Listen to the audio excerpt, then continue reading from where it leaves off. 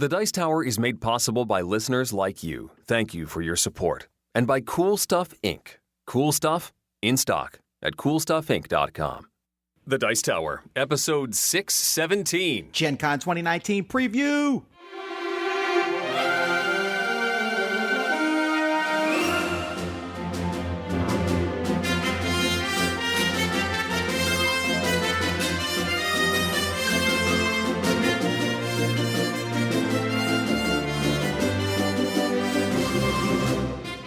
Welcome to the Dice Tower, a podcast about board games and card games, and especially the people who play them. On today's show, we're teaming up for our Gen Con anticipation show. Tom, Mandy, Suzanne, and I let you know where we'll be in Indy, as well as what new releases excite us. I'm Eric Summerer, and here's your host, the all-star seaworthy Casey Kelp and Daphne Gilfin to my Aki, Tom Vassell, Suzanne Sheldon, and Mandy Hutchinson. I have no idea what just happened.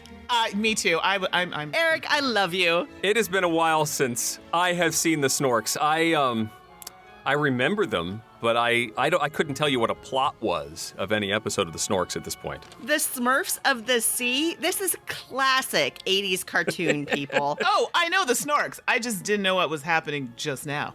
I have no shame in not knowing the Snorks and also not caring. Oh, I watched the Snorks on premiere Saturday morning when they showed up. that's right. Well, somebody out there knows and loves the Snorks. Alrighty, folks. Just like me. Well, welcome to our show. I'm Tom Vassell. I'm Eric Summerer. I'm Suzanne Sheldon. I'm Mandy Hutchinson. Hey, it's our Gen Con 2019 preview show. And surprise, no matter what we told you we were doing this episode in previous weeks, this is what we're doing. So surprise. Well, Lies, lies. If it's Eric's fault, he does the end of show stuff. It is not my fault. I recorded the here's what's coming up in the next couple weeks, and then we decided as a group that we would do this, and there was no way to change it. You can't change the train once it's on the track. We do this every year, Eric. You should have just absorbed that. Wait a minute. Who made the schedule in the first place? So, folks, we're going to be talking today about Gen Con 2019. That's right. Gen Con is the largest board game convention in the United States, possibly the world, although who knows if it's bigger than Essen, and also who cares because it's just huge. In fact, I was looking through the Gen Con book. They have it online where you can go through and look at it, and there's a page for each attached hotel, and there's like 6 of them or something. And each of those is like the size of a small convention. Yeah, that's where all like the spin-off events and lots of seminars and film. There's a whole like film festival sort of thing going on. All that stuff's way in the hotels too. Have you guys been invited to like 20 events at the same time? Yes. No. Oh, yeah. No, I haven't. No, I haven't been invited to anything, in fact. Well, And I've had to decline a lot of them. yeah, well, like Oh. Friday night's like the big thing. It's Wow. like, hey, you can go to this, and this. Yeah. I'm just getting a lot of emails where they're saying, hey, we're doing this tournament at this time. Also, there's a party then. And then I look at Gen Con and they're running 6 different events at the same time. If you're a person who has to do everything, you shouldn't go to Gen Con.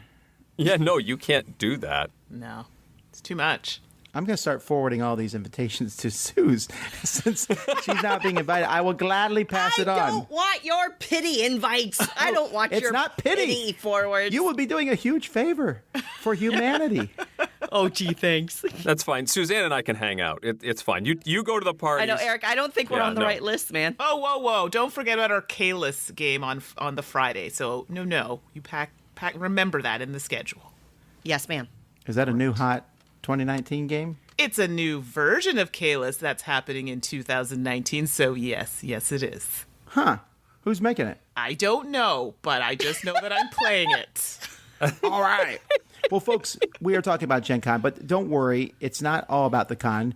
We're going to be talking about a gazillion games here. So even if you're not going, you have the opportunity. And Gen Con is running pop-up events all over America at different various stores. You can get these. And then Suzanne's running something. So we'll start with that. Sure. For the past 5 or 6 years, I've done a little, what we like to call a virtual convention called Gen Can't. It's just a little online celebration for everyone who cannot attend Gen Con. Typically, we have little contests and games and things like that. This year, because I have to move, we're scaling back a little bit, but we still have a really cool game design contest. We did a Roland Wright game design contest co-sponsored by Button Shy Games using polyhedral dice sets. And Ooh. I've been play testing the entries. They're pretty cool. There's some really good stuff in there. And we, of course, every year have a fairly large giveaway raffle as well. So you can go to, once Gen Con starts, you can go to gencant.com and sign up for the raffle. And publishers have donated a lot of different games that they can send you just to help you deal with the con envy a little bit.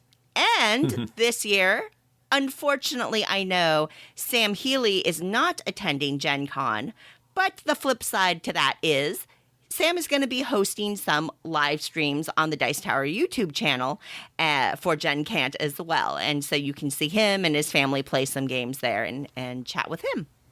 I see how you got that flip side in there. That's where you'll see him on the flip side. Ha-ha! So, Okay. we're all going to Gen Con, but we're all doing kind of different things. So we'll start with Mandy. What are you going to be doing, and how can people find and see you at Gen Con? Yeah, so I'm in a different role this year. So I'm with Renegade Game Studios this year. So a lot of you have seen me there before at other conventions. I'll be kind of running around doing some videos, some interviewing with the Renegade team. But I will also be at the Dice Tower live show. And again, I will be with Dice Tower, but also presenting some things for Renegade as well. And a lot of events that are happening in the evening, meet and greets, and, big talks about what's coming out. So you can find me at the Renegade Game Studio booth as well. I'm not sure the exact room number yet, but they have kind of a meet and greet announcement type room that they've booked. And I will be there as well. By the way, as of us recording this, there are still 250 tickets left for this event out of 1,200. So there's still space, and this is the one event where, well, I mean, there might be more, but this is the one where you can be sure to see all four of us at the same time. Yes. And that's what time on Friday, Tom? That is 2 o'clock Friday in the 500 ballroom. What about you, Suzanne? I will be with Restoration Games at booth 355 a lot of the times, just helping demo and things like that. As a reminder, for full disclosure, I do support Renegade Restoration Games behind the scenes, and so going to Gen Con to support them in person as well. We've got new games releasing, got tournaments, got all sorts of fun stuff. And what about you, Eric? Well, I'll just be with the Dice Tower. I'll be in the booth. The secondary thing. Yes, thank you.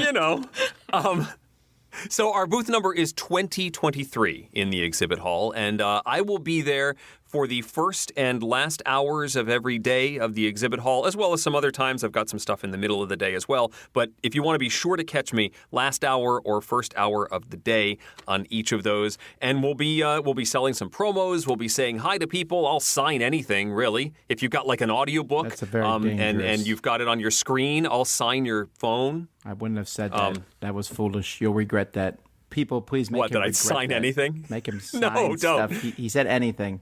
Well, I've signed copies of Citadels. I've signed stuff I'm not even involved with. No, I think we can go farther than that. I don't have anything particular in mind, but I want to see Eric sign something he regrets. And I'll be there for the live show as well on Friday. Looking forward to that. Can I jump in, Tom, just for a minute? I was not prepared for this question. So now I have the booth and room number. So it's 2201 and room 139 for Renegade Game Studio. Thank you. That was very chipper. Actually, the Dice Tower booth is pretty close to Renegade. Renegade's in the Family Fun Pavilion, and so we're not too far off. It's easy to find our booth. Just remember, it's 4 years from now, 2023. And if you're confused, you can look for the Stronghold booth. They'll have a big signage. We're right around the corner, so just walk right by them. Don't waste your time there, and swing by our booth. Also, we want to thank them in particular for sponsoring our live show. Thanks, Stronghold. Oh, I love it. It's such a love-hate relationship over there. Well, actually, if you come to the live show, Stronghold will be giving out many great games. And they have some great games, and we'll be talking about some of their games in a moment because we have this gigantic geek list. We have to give some shout-out here to Eric Martin, on Board Game Geek for putting this together. They do the Gen Con preview, and that seems like it takes a lot of work because it takes a lot of work just to read it. Yes. Yeah, collecting all this information, keeping it organized, updating it, I'm sure, as last-minute information comes in. He's got to be running himself ragged right now. I am looking at the list here, and there are 444 titles on my list, and that's because I sorted out I only put games for sale. So that's a crazily huge amount. I mean, it's still small compared to Essen's amount, but it is still quite large compared to, well, anything else. Yeah, I thought I was making a short list when I was just marking a few things as I went through, and when I actually started writing it down, I think I have 2 columns on a legal piece of paper of titles, which is more than I thought I would be looking at. So how many? Wait, you wrote it down on paper with a pen? I'm old school, so yes, with a pen. I also, took my schedule and highlighted and color coded it all in one big grid so that I knew what I was doing. No, I think that's fantastic, Eric. Oh, amazing. And then I have it in my pocket. I don't have to, because I have no idea. Gen Con is offering Wi-Fi this year. I have no idea how well it's going to work. And so I don't want to rely on being able to connect to Board Game Geek. I have my list in my pocket. Mine's similar, except mine's in this giant notebook. Because I printed out every publisher, what I need to talk to them about, what games they have that I need to see, and then our schedule, which is quite lengthy also. And then something else I printed out. Oh, every game that's in the Dice Tower library. Oh, wow. Oh. Jeez. Well, I just need to keep track of all this stuff. And like Eric, I was a little concerned that I'd be somewhere and couldn't get on the internet. Right. Smart. Well, now I'm getting concerned. Now I feel like I've earmarked 84 titles that are on my my slimmed down list, and now I feel like I have to print out that list. You're making me paranoid. Sorry. Well, here's the thing. We're about to go through this list, everybody, and realize there are 444 games. If we spent a minute talking about each game, we would even be longer than the Secret Cabal, or at least half the hour. But we don't have time to do that. So we're not going to be able to hit everything full bore. We will go through these. We're just going to talk about stuff that we find interesting. So you might say, you didn't talk about this. Well, yes, but we pointed you to Board Game Geek where you can look at all this stuff yourself. Other than that, we'll just do our best here. Is everybody ready? Seatbelts fastened? I think so. I'm done my stretches, ready to go. Oh, I need to go grab a snack real quick. I'll be right back. I'm going to I have not counted. What's the over-under and how many roll and writes there are? Oh, there are a lot. I see one right in the first couple That's entries. cheating, so I'm going to say 12. All right, here we go. All right, 25th Century Games has Space Explorers. This is a game that's actually sitting on my shelf, but I have not played it yet. Do you guys know anything about it? Yes. The art looks cool. I've played it. I love the art. It's a light game.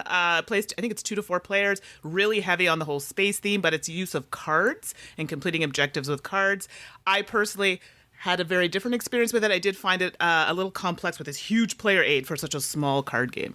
So another play is required on my end. All right. Next, we have Adam's Apple Games with our first roll and write game from Truck Off. I'm still not comfortable with that name. Truck Off, the Food Truck Frenzy Roll and Write. I'm in. It's got polyhedrals in it. Yeah. It's a polyhedral roll and write game that has kind of that you can play as many people as you have supplies for. So I'm in. You know, this used polyhedral dice, if I remember correctly, the original game.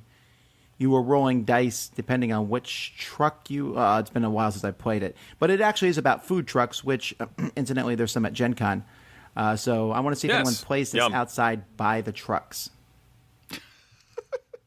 Suzanne. AEG is launching a ton of games at Gen Con. In fact, I think they might have some more there that aren't even on their listing here. Because there's just so much coming from this company. And they sent out a lot of these games early to reviewers and different people because they're trying to build the buzz for this. Have any of these caught your eye? I've played actually most on this list. I have to tell you, Curios was a lot of fun. I wasn't expecting that because I don't generally like deduction type games, but it was quick and a lot of fun. So that one is one I think people should check out. And I have to throw in my vote for Walking in Burano. This is a really excellent kind of set collection game with really cool art, and it's a delight to play. And I played Point Salad. That's the only one on the list I've played, but I enjoyed it. It's a nice little quick filler game that has legs, I think. I think I'm going to go out on a limb and say Point Salad's going to be one of the most played games by anybody over the course of the year. It's just it hits that sushi go mentality, I think. It just gets played so much. My copy's almost wore out already. Wow. Nice. It's good. Yep.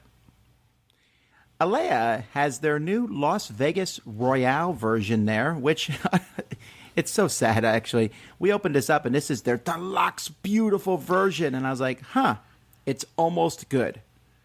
I mean, it's fine, don't get me wrong, but if this is what they call deluxe, that just goes to show you that Alea's games, while they're fantastic games, they still need some work in the graphic design department. Too bad. Oh, but that being said, the game's super fun. I love Las Vegas, and this adds tons. And we played yesterday, and I was so excited how well I did that I took all the Dice Tower money, I went to Vegas. Oh, wait, no, that didn't happen because the guys held me back and said, "Don't do that, you moron." Okay. Well, I was doing so well, Eric. I was like just winning everything. I said, I got access to a bank account. Then I got slapped. That's because Tom doesn't know when to stop. Yes, he can't stop, you see. That's Well, I'm learning, actually. I've been playing some push your luck games these days, and I'm getting better. All right, Alley Cat Games has Cat Cafe and Welcome to Dino World. Oh, there's 2 more roll and write games. Writing that down. I have not played Cat Cafe. I love Welcome to Dino World. It's got a little bit more going on in it than some of the lighter ones. But Cat Cafe, it's going to be a hit. It's a flipping game about cat cafes. It's adorable. And it's only $20, so that's on my must-buy list for sure. Just to clarify, is it a flip and write game, or were you just calling it a flipping game? I was just calling it a flipping game. It's dice. Do you flip the dice? Okay. Welcome to Dino World is probably the most complex roll and write I've played, I think, especially if you play, they have 2 versions, like the family and then the competitive, and I'm like, oh my goodness, the family version was pretty complex. Fun fact, Welcome to Dino World, the original design was the winner of the Jen Can't Roll and Write contest a couple of years ago. That's right. Nice. I did not know that. It's also designed by the guy who did Anachrony, if that helps. Woo. Amigo has a couple games, Carnival of Monsters from Richard Garfield, a drafting game, and Saboteur the Lost Mines, which I don't... Is this related to the other Saboteur? It must be. It is. I got to look at this last year. It is a board game version of Saboteur, and so you're. It's the same general idea. You're on a team, and there might be a traitor, but it sort of streamlines things a little bit. You're playing on a board. You're trying to reach secret treasures, but you don't want to go to the dragon because you don't want to wake up the dragon when you're looking for gold. It looks interesting. The price point's only $20 according to Board Game Geek, which is surprising. I'd like to get a better look at this one. Oh, let's clarify. $20 US. US dollars, yes. Well, if you're at Gen Con, it's $20 US. Sure. Yeah. So for us Canadians, that's like $30. Just keep that in mind. If you like drafting games, you might like Carnival of Monsters. It's a big, giant drafting game, very different than many other drafting games that are out there, but it's... looks kind of like Magic the Gathering, but it's a drafting game where you're basically trying to capture monsters and put them in your menagerie to display to various people in this fantasy world. Sounds good. Ankama, any games here catch anyone's eyes? Yes. So many. Draftosaurus is so fun. I'm sorry, I owned it. I played it. Oh my goodness, so much fun. Drafting dinosaurs, getting to place them in your little park. Love it. And I'm going to throw in a vote for Tales of Glory. I had no idea what to expect when I opened up this game. It is a tile laying game where you draft tiles and then you play them out in your own little kingdom that you're building up. It was quick, it was simple, but there were definitely some interesting choices that you got to make along the way. It was a delight. I'm going to agree with Mandy on Draftosaurus. I played that one, really like it. It's amazing how much game they got into something really small. Yeah, exactly. Oh my goodness. I'm afraid for kids' hands though. Like, can their hands fit all those dinosaurs? Do you know what I mean when you're passing? Well, actually, I heard someone complaining. They were saying that the passing of the dinosaurs is not conducive to germs. Oh, well, that's also true. Arcane Wonders has Dragon Scales coming out. This is the newest Dice Tower Essentials game. This is a remake of Dragon Rampage. It is a push your luck style game in which you roll dice Yahtzee style, and you're all fighting a dragon, but you're all evil villains fighting this dragon. And so you can fight the dragon, or you can run from the dragon, or you can try to do something in between. And if the dragon is defeated, scoring goes one way. If someone escapes out of the dragon's lair, scoring goes one way. So you got to try to figure out which one to do. And meanwhile, you're slapping each other around. It's a little Take That. I'm not normally a fan of Take That, but I enjoyed this one a lot. Although I'm starting to wonder about the number of Dice Tower Essentials in which you are some sort of villain. Yeah, that does. Interesting. No comment. Ares has a lot of stuff coming out. Their big release is the tripods and triplanes in their Wings of Glory line, and more swords and sorcery stuff, and Nightmarium and Monsters vs. Heroes. Anything here catch anyone's eye? Not really. There's a lot of Battlestar Galactica stuff if you're already into that minis game, but I sort of glossed over these. Yeah. Asmati has Aegean Sea. I don't know this game at all, actually. No, someone, Right? It was a surprise. Someone messaged me and asked me, they're like, oh, can you they were so frantic. Like, can you go and pick this up for me? Can you get it? They have a limited amount. Apparently, they only have like 100 copies. I know nothing Yeah. about this game. Well, I know it's designed by Carl Chuddik. It's the new Carl Chuddik, and anytime that happens, yeah. Right. There's not even like So- many pictures. No. No. This is- And the pictures I saw looked very, very basic. It's a secret. It's a surprise. Yeah. All right, the next one is another small game. This is from B&B Game Studio, Noises at Night. Has anyone played this? I have not. Looks cute, though. It looks very cute. It's basically a kids deduction game in which you're like in a house and someone is sneaking out of bed. It could be a ghost, actually, but it's like a cute Casper the Friendly Ghost type ghost. And you're playing cards and trying to guess other people's identity. Very simple, but I really liked it, and great production values. All right, jumping down to Bezier Games. They're pushing the Cabo/Silver line, and then One Night Ultimate Super Villains, which is... That's a great game. Great app. Great app. See, I was interested in the game until I heard that they were using the app again, and I was like, I'm tired of that voice. Actually, I really love the app. Just the things that they make me say for this one is a lot of fun. Isn't this running that theme into the ground, though? No, it's a spin-off. It's like a whole new universe. But is the game the same? Right. Like, is it bringing in new people? I don't know. I've only done the app. I haven't played the game. Oh, okay. But I get to say Voodoo Lou. I love it. And I'll just make a note that Silver, this new hand management game, set collection game that they're publishing, Bezier actually released an app version of this game for free. Oh. To try out the 2-player game. So you can go out to the iOS or Android app stores right now, download Silver for free, and give the 2-player game a little bit of a try. And I think that that's a really interesting approach. Is this for everybody? Like, can I take advantage? It's public, it's for free. You could go right now and download it and try it on the plane. You said the magic words, free. Thank you. I will check that out. Big G Creative came out with Kenny G Keeping It Sexy, which is about Bop-a-da-doop, bop-a-diddly-doo. Kenny G. It's a cooperative game in which you're helping Kenny G solve his problems, like the internet being down or just other things happening to him, by playing a saxophone throughout the day. Can I tell you, my mom was like, oh my goodness, can you get this game for me? I love Kenny G. I don't even think she read the title or actually like caught on to the nuance, but yeah, I might have to get it just for that.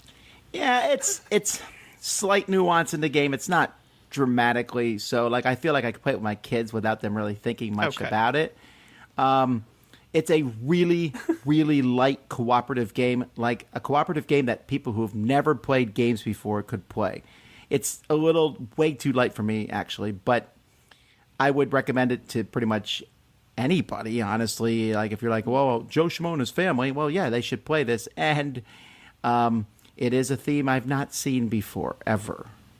That's probably true. Okay. So Big Potato emailed me, and they said that their booth is going to be set up like a Blockbuster store. No. Yeah, they told me that too. That's enough to go by, right? Because, I mean, they're pushing their new Blockbuster game, which looks like a video cassette of Blockbuster. I've not played it. Has anyone played it yet? No, they just messaged me about it, but I haven't played it. Yeah, I need to get this one played. They have a lot of party Nope. games. What Came First, Linky, Head Hackers, Don't Get Caught, and 20-Second Showdown, and Blockbuster. I do like that the Blockbuster one is trivia. Like, I don't love party games, but I do like trivia, so I'm curious. If you've never played big potato games, folks, they're silly party games. But you know what? Silly party games should be played. There's always big, serious games. It's fun just to play fun party games. It's nice to see a new version of Linky out there, too. I wonder if this is like an American one, because the last couple ones I played definitely had an English slant. So sometimes I didn't get the questions. They're like the color that taxi cabs are normally. And I was like, I think yellow. But the answer was black. Oh. What? Wah, wah. Well, because of England has black cabs, or London is known for the black cab company. Okay. I did not know that. And neither Yeah. did you, apparently, till now. No. Blacklist Games says Brook City. This is from the Sadler brothers using their card system. So this was a Kickstarter, I believe, but you can get it there. This is every 80s cop show rolled into one game, at least from the looks of it. Blue Orange has exploded with new games. Detective Club, Dragon Market, King Domino, Duel, Poppy Winchester, and Planet and Slide Quest. Whew. These all look interesting. Slide Quest is pretty neat. It's like the Marble Maze games, except and it's cooperative. Everybody's got like a little flipper that rotates this board around, and you're trying to guide the character through a maze to achieve objectives.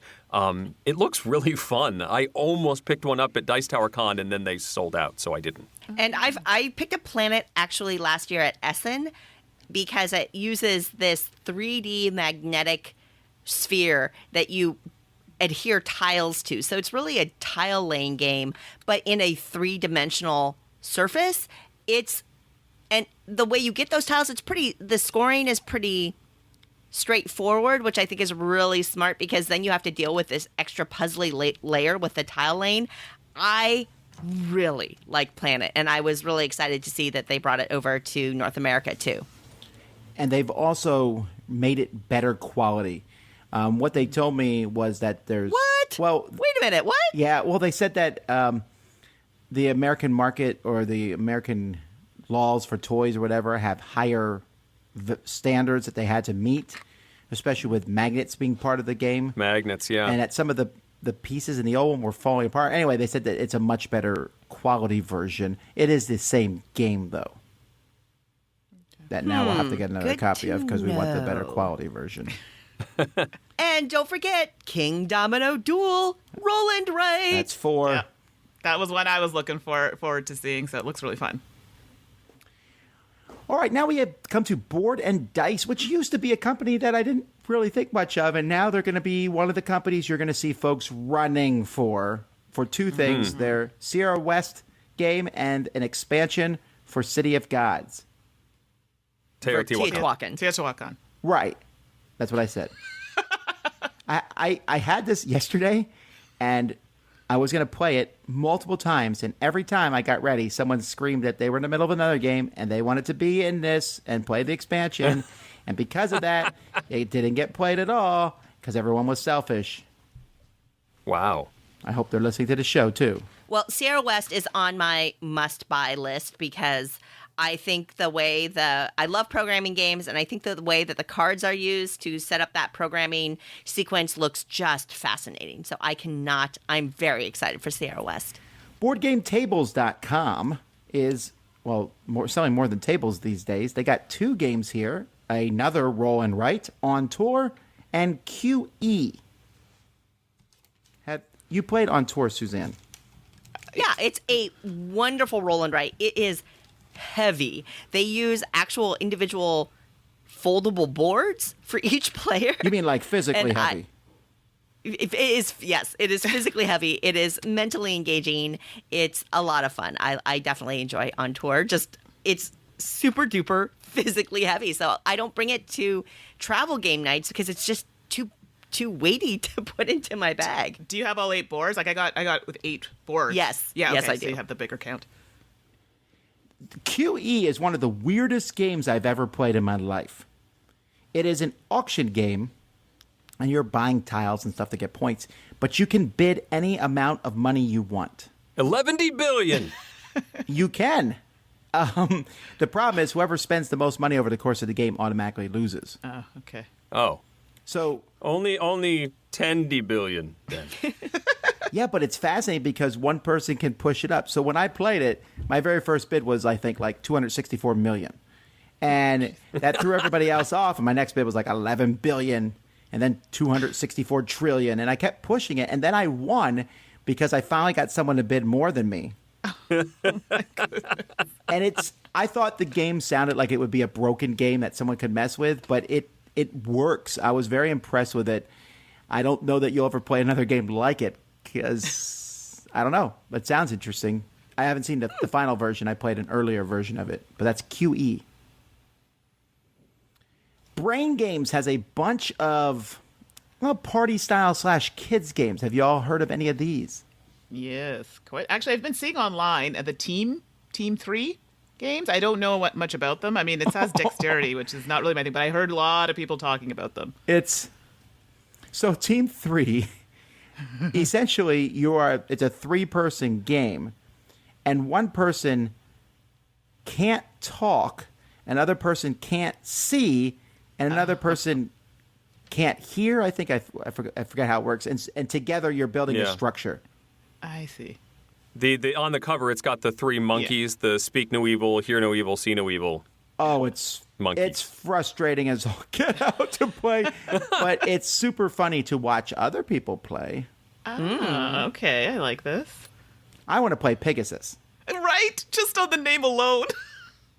So it's from what I can tell, it's like a memory game. So if you find a Pegasus, you need to find the Peg-a-Pig, the opposite. Oh my goodness. So like if there's a shark graph, you need to find a girark. Oh my goodness. Oh, what? Do you have to say it? Because I don't think I could do that. Yeah, You can say anything, Eric. With enough practice. You don't know how many takes it takes me to say these things. Yeah, I record the show with you. So I do. That's it's true. one, folks. That's true. Eric never makes a mistake. Except for that one time. How many takes does an Eric take to take a really good take? As much cake as he wants. All right, Breaking Games has We're Doomed. I have not played this one. Nor I. Nope. It does say player elimination. But it's also love called that. We're Doomed. So It also says 15-minute playtime. yeah, Right. player elimination You're is not out okay for with long. 15 minutes. Yes, I agree. All right, Brotherwise has Unearthed the Lost Tribe. Expansion. Have you played Unearthed? Yes. Yeah. I was not a fan of the some of the push your luck aspects of it. The dice rolling, the luck. It was hard to go in a direction that you wanted to go if the dice were not behaving. And I personally found it very charming. I loved grabbing the tiles and building out your little tile base, but also doing the area control or the majority control on the cards. So I'm actually a fan of Unearth, fully acknowledging the randomness and that causes an issue for a lot of players. But I actually have this I don't pick up a lot of expansions right now, and this expansion is actually on my must-buy list. Calliope Games has 3 games. Everyone Loves a Parade, except for those who are trying Ship Shape! Ship Shape and Spy Master. Ship Shape! Now, I've seen them all. I have 2 of the 3. see, I wasn't really interested in any of these, but I saw a review of Ship Shape. I forget why I watched it, and So it good. got me really intrigued in it. Oh, Tom, I think you would. Have you not played it? This game. It's so good. No, this is like right up your alley. Honestly, it's excellent. Huh? Who is the designer of this? Oh, Rob Daviau. It's Rob. What? No one said that. I thought I've been saying it! Yeah, Suzanne's been talking about this game for like 6 months. Well, I meant besides that. Yeah, Ouch. Well, I'm going to check this one out. It looks good. Yeah. Another booth people are going to be running for is Capstone Games. Yeah. I'm running. Oh my gosh. There's some good stuff here. Oh, Pipeline I've played. Enjoy it. I'm really looking forward to Ragusa. That looks excellent. Oh my gosh, I'm so excited. This is from the designer of the game that I'm totally blanking on right now. But it's Fabio Lopiano, and just very excited for Ragusa. Yeah, it looks great. Kalimala is the game you're thinking of. Kalimala, thank you. With that great action selection mechanism. The one I'm most interested in is Watergate. It's a political game about Watergate, but what fascinates me is that it's a 30 to 60 minute game, and I heard it's very similar to Twilight Struggle. Oh. One person is the president trying to cover up their misdeeds, and the other person is the reporters trying to find them out. Interesting. So that's kind of a fascinating thing. It's just, I mean, I'll play it with someone I hope is doesn't. I don't want to sit there and argue over what's happening in the game, just playing it. But it sounds fascinating. It has a really cool cover. Cover's neat. Also, I still haven't played Pipeline, which I need to get around to. Yeah, it's good. Catalyst Game Labs is doing Shadowrun Sprawl Ops as well as Super Camelot. That's not a. It's an 8-bit style pick up and deliver game. Oh, I'm that out. Sounds. Oh no! Yeah. It sounds kind of interesting. Why is it 8-bit? Give me a reason why it's 8-bit. I don't know. Maybe it's 16-bit. It was hard to tell in the pictures. Why does it have to be bit at all? Would it be better if it was 16-bit? It's got plenty of bits. It's got enough bits. It looks fun. It looks like a Legend of Zelda style. Yes. You have to go get stuff and then bring it back. Actually, that's one of the victory conditions, is getting the items, bringing them back home is one way to insta-win, or you can achieve points the regular way. It looks fun. Chip Theory Games, who we once stepped on, We did. but Oh, yeah. they've now way outgrown us and have their own big tent booth. But Cloud Spire, everyone is going to be moving towards that. Yeah. It's the adventure game that uses their chips. They're, of course, known for Too Many Bones, which I think y'all just played on the cruise, if I'm... No, I played it before that, but yeah, I did a full playthrough of it on the channel on Dice Tower, and and we played it on the cruise, and it was so fun.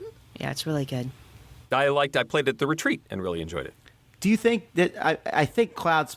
The thing I like Too Many Bones a lot, but it's not a game that you can just throw on the table and play. Right. I wonder if Cloud Spire is the same way.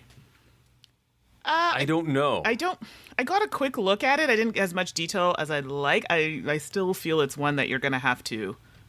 It's going to be a similar thing where you can't just throw it on the table. That's just my opinion, but... Well, I still I'm want to very play it. interested in this, No, but it the looks list great. price I think is $130 American dollars, and because it's That's like $1,000 neoprene Canadian and dollars. Exactly. I know it's neoprene and poker chips. I don't think even if I did decide to purchase it, I don't think I could get it home. Yeah, it might be heavy. But I still want to see it. Chronicle Books has a whole pile of party games. These look like the party games you would put in a mass market store, I think. Last Word Standing, and this one here, I've seen a lot of buzz online about We Rate Dogs. Apparently this is based on a website that rates Yeah. dogs. Yes, Can you rate dogs? Aren't all dogs cute? it's a That's Twitter a account, joke. and they usually rank them well above whatever the range is. So it'll be like 14 out of 10. Oh, really? Yeah, yeah. Well, and sometimes they rate things that aren't dogs.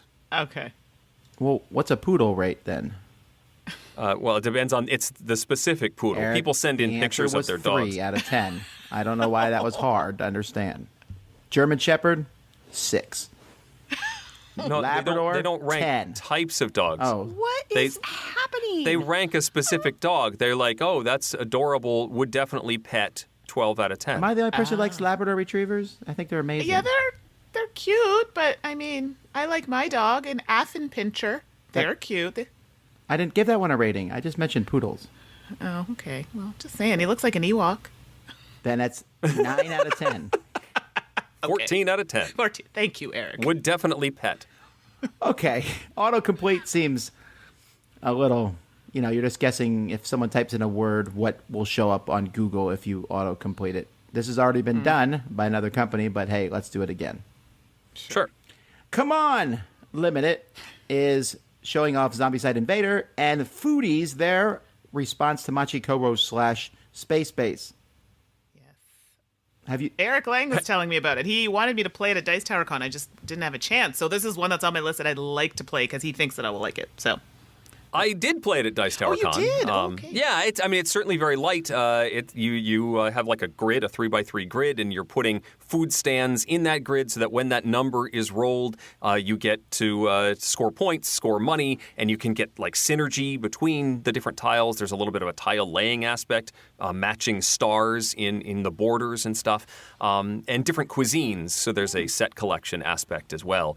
It's fun. I actually have the demo copy that was at Dice Tower Con that was sort of a pre-production thing that's been pretty well beat up. So, still. That's right. You got that copy. I did, and it's been used, let's say. Oh. So that's Anyway, that's a pretty high I'm considering recommendation, getting a new one. No, it got a lot of play. It's there's like 10 different cuisines to explore, and you only play with 5 of them in any given game. So it's cool how they all match up. I enjoyed Foodies a lot. Okay, good to know. They're also going to be showing off their new system that mixes electronics with board games. Have you all seen this? No, I haven't seen it. I saw the video of Oh, it. yeah, It the looks fascinating. Taburu, right? Taburu. But we've seen this sort of thing before, and I want to see how well it works. Well, I'm telling you, I saw it at Essen. They dragged me in a room and made me sign in blood, and then I looked at this. So they showed us Zombicide, which is a game that I'm ambivalent on. This is like the regular Zombicide. But it was so cool. You had your character screen like on your phone, and then you could type in stuff to do that. And then there was like one big screen, like you could use an iPad or just like a TV or whatever. But when you move pieces around the board, the game recognized where they were going. So like you might move a piece in a room. It's like, boom, this is what shows up in that room.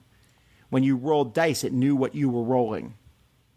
The possibilities are so cool. And I know a lot of people keep screaming about, well, I'll just play a video game. But no video game lets you do this sort of thing together around a table. Mm-hmm. I'm super pumped about this. I'm really pumped. I just remember years and years ago, I think Catan was going to do something similar with needing multiple devices in order to play the digital version, and we laughed at it because everybody has to have their own smartphone and an iPad in the center of the table. Yeah, right. And now everyone's excited about it. It was Scrabble actually, and I made fun of it, and I was wrong. Moving on, Cryptozoic has lots more DC Deck Builder and Challenge of the Super Friends and Epic Spell Wars, but they have Spyfall Time Travel. This is the 4th Spyfall game. It's essentially the same as the other ones, except this one, the locations are just various points through time. Okay. That could be difficult depending on how well you know that time period. Well, I guess you could always look at the picture on the card. I guess. No one's gonna. So, what is the general food available in this time period? Yeah.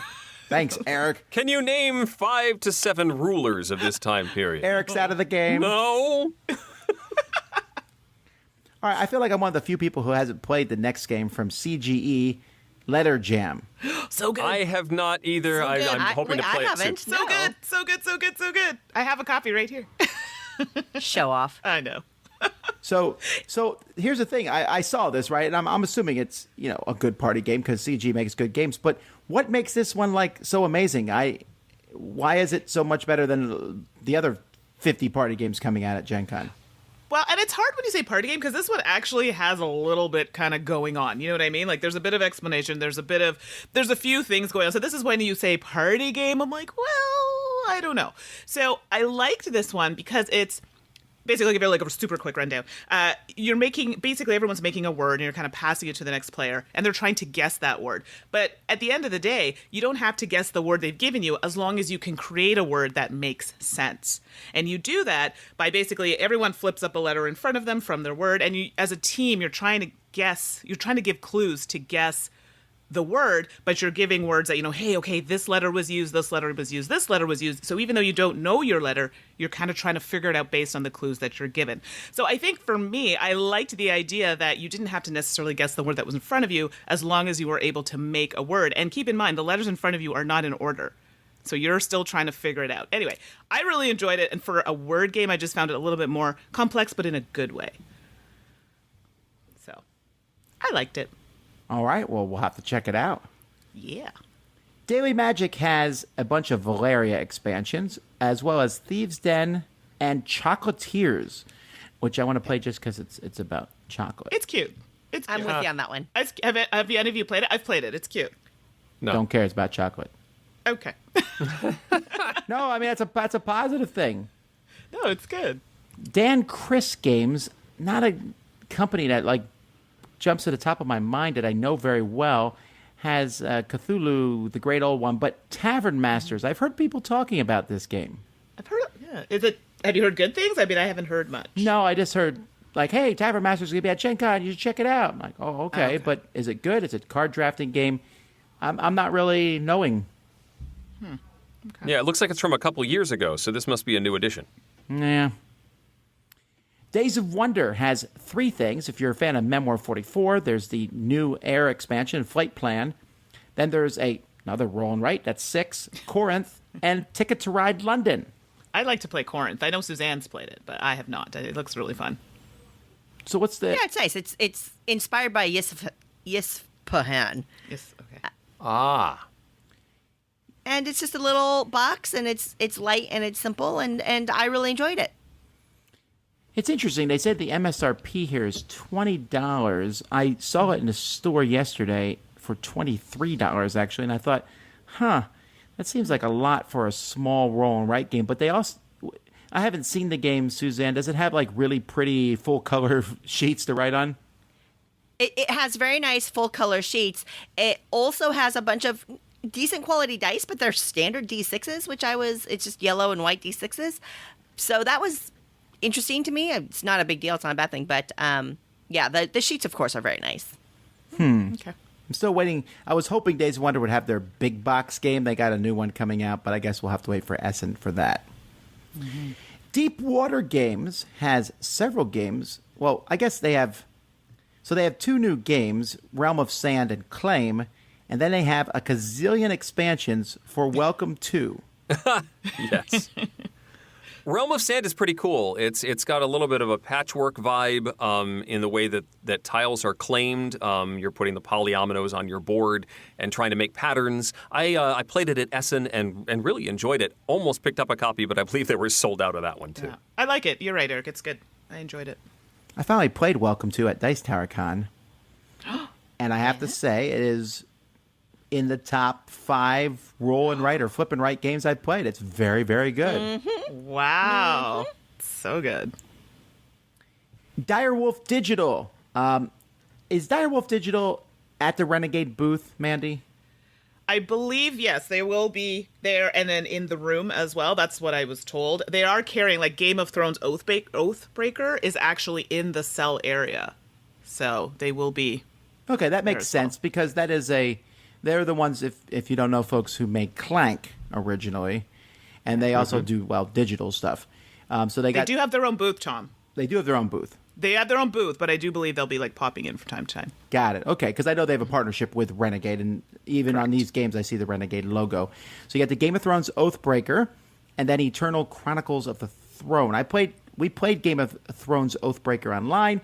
If you like the Game of Thrones theme at all and like betraying other people, that's your game. I know nothing about the Eternal Chronicles of the Throne game, though. Yeah, that one, I wasn't sent that one in advance, so I don't know much about it. It looks interesting. I mean, I like fantasy kind of themes, so it could be fun. DVGOchi has 3 more Deckscapes. Yay! Well, one, that was, the Eldorado one is from last year. I think it's from Essen, though, so, like, are you sure it was at Gen Con last year? I know I've played it. I think it was brand new at Gen Con last year. But maybe it was at Essen, and I picked it up at Essen. Well, I haven't played it, so it's new to me. Have you played any of them, Tom? I haven't played any of them. I played the first 2. Deckscapes are probably the easiest escape room in a box games that exist, but they're also fairly thematic, in my opinion. They're like a story you go through and something's happening to you. And if you're not sure, they're the easiest ones. You just flip a card and it says, this is what happens, and you go on. Right. It's which it bothers me just a little bit because it is a little easy to just plow through it if you decide to get frustrated. It's hard to get stuck. and you just flip over the card and say, oh, you were right or you weren't, and you move on anyway, no matter what happens. But the Behind the Curtain and the Curse of the Sphinx decks are on my must-have list. There's also another expansion for Bang the Dice game, Undead or Alive. Eggert Spiel has, I'm putting this in the roll and write category, Era Medieval Age. I played it. It's roll and build, but it's the same thing. Yeah. Well, my understanding is that it was kind of inspired by Roll Through the Ages, one of Matt Leacock's older designs. Oh my goodness, yes. Yeah. If you Yes, played that's Roll what he Through said. the Ages, you will like this. It's very similar where you roll dice multiple times, but if you roll too many skulls, then negative things will happen to you, plague to your city, etc. But if you roll a ton of skulls, then you can affect someone else. But then if you roll even more than that, they come back and affect you again. Stuff like that. Oh, play this with Jason, so you can imagine how that game went. So you died. Lots of yeah, exactly. I died. Yeah, he came by my table and I was like, oh, we already started. All right, Everything Epic has Grindhouse, which at first I thought, oh, it's like a Grindhouse movie, but that looks like a horror game. Yes, it does. I'm so excited. Man, he's so excited. Wait, are you I really? don't know much about it. No, I really, Liz, I am. Anything She with a horror loves theme, horror. I need to try it. I mean, I'm a lot of the time disappointed, I won't lie, but it's just, I mean, the title caught me, and then it has that like horror, haunty house, scary theme. I'm like, no, I need to try this. All right, Familiar Games has Mageling. I know 0. Well, this is part of the Indie Game Alliance. Okay, so they have a lot of... Indie Game Alliance has a whole pile of small publishers together. Fjordland Spiel, who I think works with Capstone, has Fuji and Magnastorm. Magnastorm, if you've never played it, is amazing. Oh, okay. That looks good. Oh, it looks good. It does. Looks quite good. Fireside has Castle Panic Big Box. This is like everything that's come out for Castle Panic, plus a little bit more to make you buy it in one big Of giant course. box. Ah, That always drives Eric crazy. oh, yeah. Like, if you followed along and you got all these things, oh, wait, now I need a big box, and now I need to sell all the stuff I already had? Anyway. Yeah. I think some people will be running for Floodgate games, not for the 3 Laws of Robotics, which is a little party game, but I don't even think people are going to run for Bosk, although they should. It's a great little game. But I think they'll Bosk be is going great. for the Sagrada Passion expansion. I haven't played it yet, but you've played it, Tom? I haven't. Sam did. I played Bosk, though, and I think Bosk is really cool. Bosk is I actually really enjoyed that. It's quite good.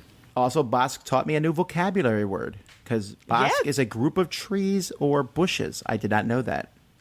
I also did not know that, so exactly, me too. And now we've taught Eric and Suzanne. Educational Yes. Dice Tower. I'm taking notes.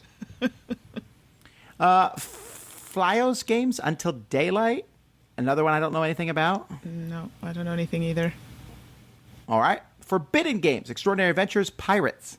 This one I've played. It's a very light game, kind of where you're playing cards, like a little deck building game, and you're moving down these different paths on a pirate ship, and you're kind of racing everybody else. Very light, like family style, but I enjoyed it when I played it. I haven't seen the final production, but Glenn Drover does a good job with his stuff. His last game, which is slipping my mind, I played a gazillion times. What is that game? Raccoon Tycoon. Ah, yes. Yes. Fowers Games, who does small little games, is doing Sabotage. This looks good. Yes, this is in the Burgle Brothers universe, if I'm not mistaken. Yeah, which I only that's a played universe the other now? day. Oh, I didn't know that. Sure. Yeah, it's a whole universe inside that little box. So good. In this universe, everyone's just stealing stuff all the time. Yes, that's how the universe works. Yeah, I'm really excited to give this one. I like deduction games, and I like what Tim's done in general with this universe, so it's on my must-check-out list. Yeah, I backed this Kickstarter, so I'm patiently awaiting my delivery of Sabotage. Foxmind has Bermuda Pirates and Quicklink. I don't know anything about either of these, but Foxmind does a really good job with kids/party games for families. Game One Games has Tiny Epic Mechs, which is the 7th game in that line, I believe. Wow. And it's got little plastic mechs that you stick the item meeples in. I don't know how you even fit those in the box. No, it all fits in, but barely. But it does all fit in. Okay. Anyway. Games Adult Play has a game called the Misery Index, which sounds Hooray! fun. Does anyone know anything about this? No, they have another. Oh, I can't think of it off the top of my head. It's in a blue box. They have another game, and I use it sometimes in teaching class when we talk about mental health. I can't remember the name of it. So this is actually very curious. You mean True Colors? No. Is that what it is? It's in. I can't remember. I'll have to next time we chat. Yeah, about they it, I'll do. Bring it up. Well, I can't say all the names of the games that they've made, but I can say True Colors anyway. Okay. Yeah, it sounds like a game. All right, Games by Bicycle. Bicycle, of course, is the company that makes decks of cards. Playing cards. Yeah. They have its Blunderful, Shuffle Grand Prix, and Tattoo Stories, which is it says here, line drawing, role-playing, party game. Okay. Maybe you get to... Shuffle Grand Prix sounded mildly interesting because it's deck building with a race theme. Nice. But I haven't gotten a closer look at it yet. Game Right has a few games coming out here. Dragon Realm, Sushi Roll, and Who's It? I just got Dragon Realm in the mail yesterday. Who's It is a cooperative party game in which you put out a bunch of names and then one person draws some clues. They draw one of the names randomly. Like, you put the names after a number. So let's say it's Bugs Bunny and Mickey Mouse and your next door neighbor. And you draw, and okay, I got Bugs Bunny. And then you have some clues like, I would go on a date with this person, or this person likes to eat fish. And then you'll put it on this sliding scale of probably, definitely, maybe, would never, something like that. And you put these clues out, and that's all the information you can give. And everybody has to eliminate characters, hoping they come down to the one that you've picked. It works really well. I was a little concerned when I first saw it that the people in it / clues would make it a little, like, argumentative. I don't know how to explain it. Like, oh, well, I can't believe you said this about that person. But most of the people in it are either, there's some famous people in it, and there's a lot of made-up characters in it, but the questions are fairly innocuous. Like, this is a person I would go on a roller coaster with, or things like that. Geek Attitude has Dicium, which is 4 different games in the same box. I still haven't played this one yet. I got it at Essen, but it looks interesting. I like the idea. Genius Games has Periodic, a game of the elements. Genius Games makes games about science. This one is about the periodic table, which Eric has memorized. It looks so good. No, but the game looks really cool. You're zipping around the table and trying to basically complete orders by tagging the different elements, and you get bonuses for being in certain sections of the periodic table. It looks like a lot of fun, and one that I could get in anticipation of my son taking chemistry classes in the next few years. I heard a good joke. Can I tell it really quickly? It's not even a joke. It's like a little picture meme thing someone sent me. We're all very serious here. We don't do jokes. Oh, I have to say it. It was very cute. It says, I don't trust atoms. I heard they make up everything. I thought it was clever. I don't hear Suzanne laughing. Oh, I was laughing on the inside. Thanks, Eric. He found it funny. Oh, that's really good. Mandy, did you play this one? I haven't, but they messaged me and asked if I'd be interested because they know, like, I love chemistry, biology. Those are my favorite sciences, and I'm very excited to try it. So it is on my list. It is. I just played it yesterday. Very fun game. It's really simple. You're just taking actions to move your piece around the periodic table, but once again, they managed to teach me something while having fun. Genius Games, so sneaky. All right, Good Games, which is really, they're asking for trouble if I don't like their game. I mean, they're like offering it to be on a platter. But anyway, they have 2 games, Fairy Season, and then this really, I like the name of this game, Fluttering Souls, a butterfly game. Oh. Okay. Yeah, they mentioned it to me. This is one they wanted me to come and take a peek at when I was there. I don't know much about it. It just looks really pretty. Grail Games has a couple games that I thought these games have been out for a long time here. Boomerang and Stephenson's Rocket. Yep. I backed Boomerang, and I backed it last year, I think. So, yeah, it's been out for a bit. Yeah, they've been out for a few months. This might be the first big show with them, though. Got it. Boomerang is my list of top roll and write games, or this one's flip and write. Oh, I really like Boomerang a lot. It's good. It's very so good. good. I agree. Grand Gamers Guild is pushing Shuhoku, but the one that people will be running for will be the Artemis Project. Artemis Project. Yeah. Yes. It's on my list. It's running. a lovely game. Oh, you've played it, Eric? I have. I've played it in a couple of iterations as they were developing it, and it's an action selection dice rolling, but it's very thinky. This is one of those deeper ones where you roll all your dice at first, and you're looking around the table to see where people are going to spend their dice. And some high values are good in certain areas, low values are good in other areas, and it affects the price you're paying for things. And it's a lot to think about, but it is nice, crunchy, deep game. Okay. I do enjoy it. Excellent. It's pretty fascinating, and they managed to make it so that low and high dice values are both equally good. Oh, that's cool. Okay, yeah, it sounds good. Van Ryder Games has a bunch of books. The Crusoe Crew. Yes. Which is amazing. Everyone should get it. If you have kids, get it. It's good. Oh, I have it. I haven't played it yet. I have played it with my kids as well.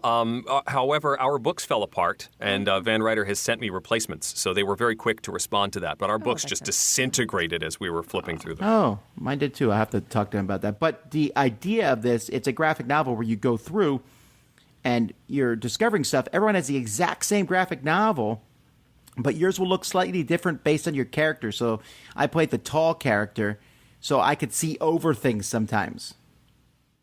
On a page, and someone else might be able to talk to animals. So if you see an animal, that animal might give you a clue.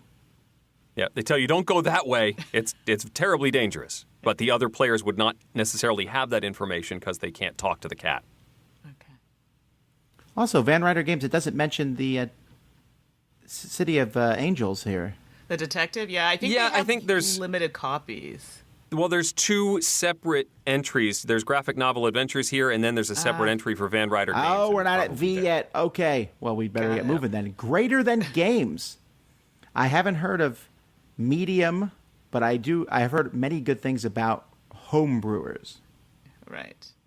It's on my list. Another company people will be running for, I'm sure, is the Reavers of Midgard game at Grey Fox. And then Run, Fight, or Die, which is a great little zombie game. Second edition. Mm-hmm.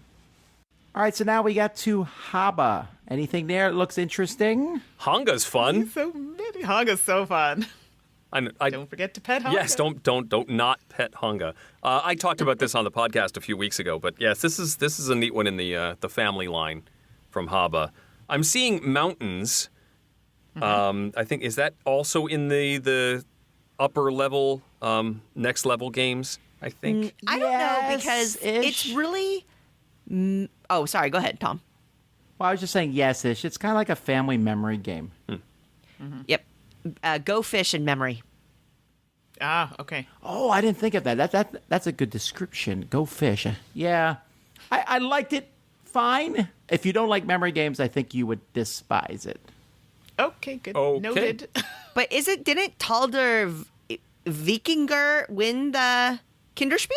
Did not keep track of what won the Kinderspiel, actually. Okay. I mean, I think it did. Yes, I think so. Oh, yes. Okay. Yes, you're right. This is actually, I'm really pumped about this one. Valley of the Vikings is the English name of it. Because it has barrels that you are like launching at the board or something. I don't care if there's some sort of launching. I'm in. What? Now I gotta go write that one down. Oh. Happy Bao from Korea. Baobab, I'm sorry. They have Kikako Gone Fishing and Little Dragons. These look like kids' games, or at least light family games. Now, I just want to point out that Happy Baobab is one of my favorite publishers out of Asia. They're Korean, and they've done things like Layers and Fold It. Their designs tend to be... I find that they come up with some very clever and unique approaches to game design. So I'm actually really excited to check out their booth. I'm biased because I just think if it's a Korean company, it's automatically good. Ha! Darn straight. And I mean, for what it's worth, Decalco it looks like it could be a roll and write game, and Roberto Fraga is one of the designers listed on it. The next company has one of my favorite game company names ever. Hit 'em with a shoe. And it's a game about insects. Well, sure, but I feel like they've kind of buttonholed themselves with this name. So this one's called Bee Lives. We will only know summer. And then what's the next one about? Ants and spiders? A guy comes up and goes, Probably. I made one about dinosaurs. Nope. Nope. You can't hit them with a shoe. Shoes aren't invented yet. Hobby Japan has the Queen of Hansa and Master of Respect. And if you haven't played Master of Respect, you should because it's amazing. Don't know anything about it. I was looking at the Queen of Hansa. I mean, it's medieval. It looked like it has that kind of thing going on there, but I don't know anything about it. Has anyone played it? Not yet. No. Okay. No, but based on Master of Respect, I'm going to take a look at it. Okay. Master of Respect, they actually ran a Kickstarter in the U.S. I remember covering it. So it's been out for a while, at least in some areas. And it's been fun to hear you and Mike DeLisio really rave about it. Mm-hmm. Yeah, it's just, it's always kind of you're like, well, look at this game I discovered. And a bunch of people are like, nope, I already backed it. I'm like, oh, shut up. I discovered it anyway. Oh, there's so many games. Yeah. Holy Grail's there with Museum and all of its expansions. If you like set collection, you will like Museum because it is set collection. Like, that's the game. Yes. The next company, this is a game that I've been told I'm going to love, and I just haven't really looked much into it, and that's The King's Dilemma from Horrible Games. This one I'm It sounds like it's your fascinated thing. by. Yeah, I've been asked to come and take a look, Tom. So I did hear that they thought that you would enjoy it quite a lot. So I'm curious. But this is another one where the price tag is very high for very little replay value once you've played through The King's Dilemma. So this is it's a game where you're presented with decisions. You're playing different advisors to the king, and you will say open up an envelope based on a decision you've made, and that permanently changes the course of the game. And it is a campaign legacy-style game that is intended to be played one time and one time only, but you may only see a third or a half of the content in the box, and it has an $80 price tag. When you say play one time, though, it says 45 minutes to 60 minutes. Are you saying an $80 60-minute game? No, I'm saying that each session is 45 to 60 minutes. I think it's 15 sessions or so that you play then through I'm the campaign. fine, Eric. How many times do you play a game? 15 times? That's 15 hours of entertainment. It's more that there's a ton of content in there that you will never see, unless when you're all done, you then like, all right, let's open up all the envelopes. And I guess you could Come on. do that. Don't you do that now? I always do that. I guess I would do that. You're right, fine. I am interested, though. The King's Dilemma. Hub Games has Flip Over Frog and Mega City Oceana. Woo! Yes, that looks great. I have pre-ordered. Mega City Oceana is the only game I pre-ordered for Gen Con pickup because they said that they had very limited copies to bring over. They air-shipped over copies. And I just couldn't wait the month to get my hands on this game when it would be available more widely. So I'm like, pre-order, must have now. I'm so excited for it.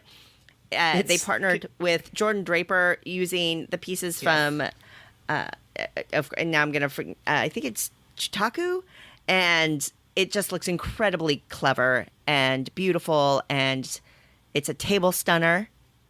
So that's on my must-have list. Mm-hmm. That's And kind of Flip an Over odd Frog mix. is a super awesome puzzle game that Hub picked up from the Asian market. I'm very excited that they did this. It's $15, super inexpensive, very puzzly, very fun. And if you are interested in trying it, there is a digital version available on the Nintendo Switch that you can pick up and try. Huh. Hurricane has Nagaraja. This is a dice rolling game. I don't know much about it, but it has a cool cover. This is the one that has those interesting, like, stick dice. It looks like it's a bunch of kind of wooden sticks, and they have the pips printed on the sides there, and you roll them that way. They're dice that you roll that way. I want this game I'm already for looking no at it reason now. at all. That's actually it's kind of cool, actually. I had to pull it up to take a peek because when you were describing it, I was like sticks, but no, okay, I see what you mean now. Yeah, it's they're wooden. Yeah, I hard to Bad explanation, No, but it's always you fun explained when it right. companies try to do something a little different with their components. And Nagaraja, if nothing else, has done that. IDW has Tonari and the Towers of Arcanos. So these are... I've played the Towers of Arcanos, which looks like a dexterity game, but it's not. It just has 3D towers for visual purposes. It was pretty fun. I enjoyed it a lot. It looks good. This one's on my list to take a closer look at. And Tonari was the other one, abstract strategy. But I don't know if anyone's played this. No. All right, what about Yellow? Anything from there catch anyone's eyes? They got a lot of stuff. I saw Ishtar at Origins, and that one looked good. And I think this one's good. I think it's going to Kickstarter. I could be wrong on that. And it's a Bruno Cathala game. So you're playing a gardener, which is nice. And, basically you're trying to plant flowers, grow your gardens to get more scoring. So that's a basic overall from what I remember of it, but it looked really nice. So something I'd like to take a closer look at. Legendary Forests is a game Yellow picked up from Asia again. It was a game called 8-Bit Mockup. It's a little tile laying game. And if you like Karuba, I definitely recommend you check out Legendary Forests. It's beautiful. And you're placing these tiles. One person randomizes their tile sets and calls out, and then you all place the same tiles, and it's just the choices you make as you're building out your little forest. There are these cool little tree pieces that you will be able to place at specific times during the game to try to maximize your score. It's a very neat little tile laying game that I think is worth taking a look at. It's won some awards over in the Asian markets. And then personally, I have Little Town on my must-buy list. I've heard great things about this from the people who've played it, but I haven't had a chance to touch it yet. I'm really interested in the new King of Tokyo monsters, Cybertooth, because I was thinking, do I have enough King of Tokyo monsters? And the answer was no. No. Okay. Indie boards and cards, anything from them that catches your eye? They got a lot of little games. Among Thieves caught my eye. If it has really great looking art on the cover, which is things, but I like the idea that it looks like it's a relatively quick simultaneous action selection game, and I really like that kind of thing. So along with like Grifters, it looks like it fits in that family along with things like Grifters, and I like those kinds of games, so I'm checking that one out. I think on my shelf, I have Conflicting Legends on my shelf. They had briefly tried to describe it, and I saw the whole rock, paper, scissors. I'm like, ooh, that sounds fun. And then I saw the art, and it had like Frida Kahlo on the front. I'm like, okay, it's a party game, but it could be fun. So Conflicting Legends is one I at least like to try. I'm very curious in Potemkin Empire, just because I like the theme of it, where you're constructing fake villages. Mm-hmm. So it's based on a real story of what happened in Russia, and I don't know. I like stuff like that that's based on those kind of stories. It looks cool. Yeah. Itten has a game called Moonbase. It looks pretty. It's very pretty. And good. Oh. This is a 2-player abstract game. Itten is the design group behind Tokyo Highway, which if you haven't played, play it. It's fabulous. Moonbase players, there's a gold player and a silver player. You're building this moon base. You have these different colored rings, silver and gold, and then the neutral blue. And following placement rules, you are stacking them on the moon, stacking them on top of each other, trying to score, to position them in such a way that you can put little base hexes and things like that. It's a 2-player abstract. It plays out like that. It's intriguing. It's fun. It's beautiful. We've had a lot of fun playing it. I basically will go to extreme lengths to pick up Itten games as soon as they come out. So I have Moonbase from Tokyo Game Market, and I'm really, really glad that they're going to be at Gen Con. It's delightful. Cool. Okay, so then we have Keymaster Games. They have some really interesting stuff. First of all, they have Camping Creatures, which is, I think this game's already out, but there's an expansion for it. Control, which is a take that game. And Parks, which is one of the prettiest games I've ever seen. Yes, it looks really nice. It was on Kickstarter, this one, was it not? Mm-hmm. Okay. If you say that, I'm just going to go, yes. Because I'm probably right. I mean, I kind of was gearing that towards Suzanne because I know she keeps a close eye on these things, but I'm just trying to remember if it was one that I potentially missed on Kickstarter. Yes. Okay. And I also want to point out Junk Spirit Games has Battle of the Bards, which was also on Kickstarter. Junk Spirit Games is local, so I got a chance to play this one. It's a dice kind of pool building game. It's about creating this fantasy band, rock band, and putting on concerts. it is fascinatingly thematic as you play through it. I had a lot of fun with it, but also it has amazing art, and so I wanted to call that one out too. Well, speaking of amazing art, Kids Table Board Games has Bugs on Rugs and Wreck Raiders. Both great games, both great art. And Totally. Kids Table Board Games, is it Kids? I keep thinking it's Kitchen Table Board Games. No, it's Kids Table. Kids Table. And guess what? Canadian. Woo, woo. Well, Wreck Raiders is a game, folks, if you have not gotten this one, I was So good. so impressed by this game. Yeah. It's really good. Such a great family set collection dice rolling game. I like it. Yeah. Colossal has Terrors of London, which is a deck building game, and this one's for Mandy with spookiness. I know, it looks great. It's only 2-player. I don't know why I was under the impression it was more. I mean, 2 players are harder for me to get to the table, but I'll let that slide with the whole theme, so I may have to go check that out. I love that Board Game Geek says 2 to 2 players. Right, it's a range. Yeah, up 2. Cosmos has a whole pile of things coming out. They have these new Brainwave games series, which are essentially memory games, but the stuff moves. They're all... Oh, geez. Yeah, I know. I was like, oh, yeah, I'm good at memory. No. Another exit game, Imhotep the Duel. Yeah, that looks good. Roll for Adventure, a light cooperative game. Yep. And then the one that people will be talking about, I imagine, Tribes Dawn of Humanity, by the same guy who made Nations. This is a little engine building game. This is a new Cosmos edition of this game, I believe. This was out in a very small print run earlier, and I recall playing it, but it's been a little while since that happened. Looks good. Laboratory H or Mr. B games, Dark Domains. So good. Oh, you've Yeah, played Mandy this one. just reviewed that. I just reviewed it on the last podcast. I know I'm kind of giving a spoiler if you haven't seen it, but I don't care. It's so good. And it's dark. I mean, in the fact that you have to try to win the game, you need to be the most evil.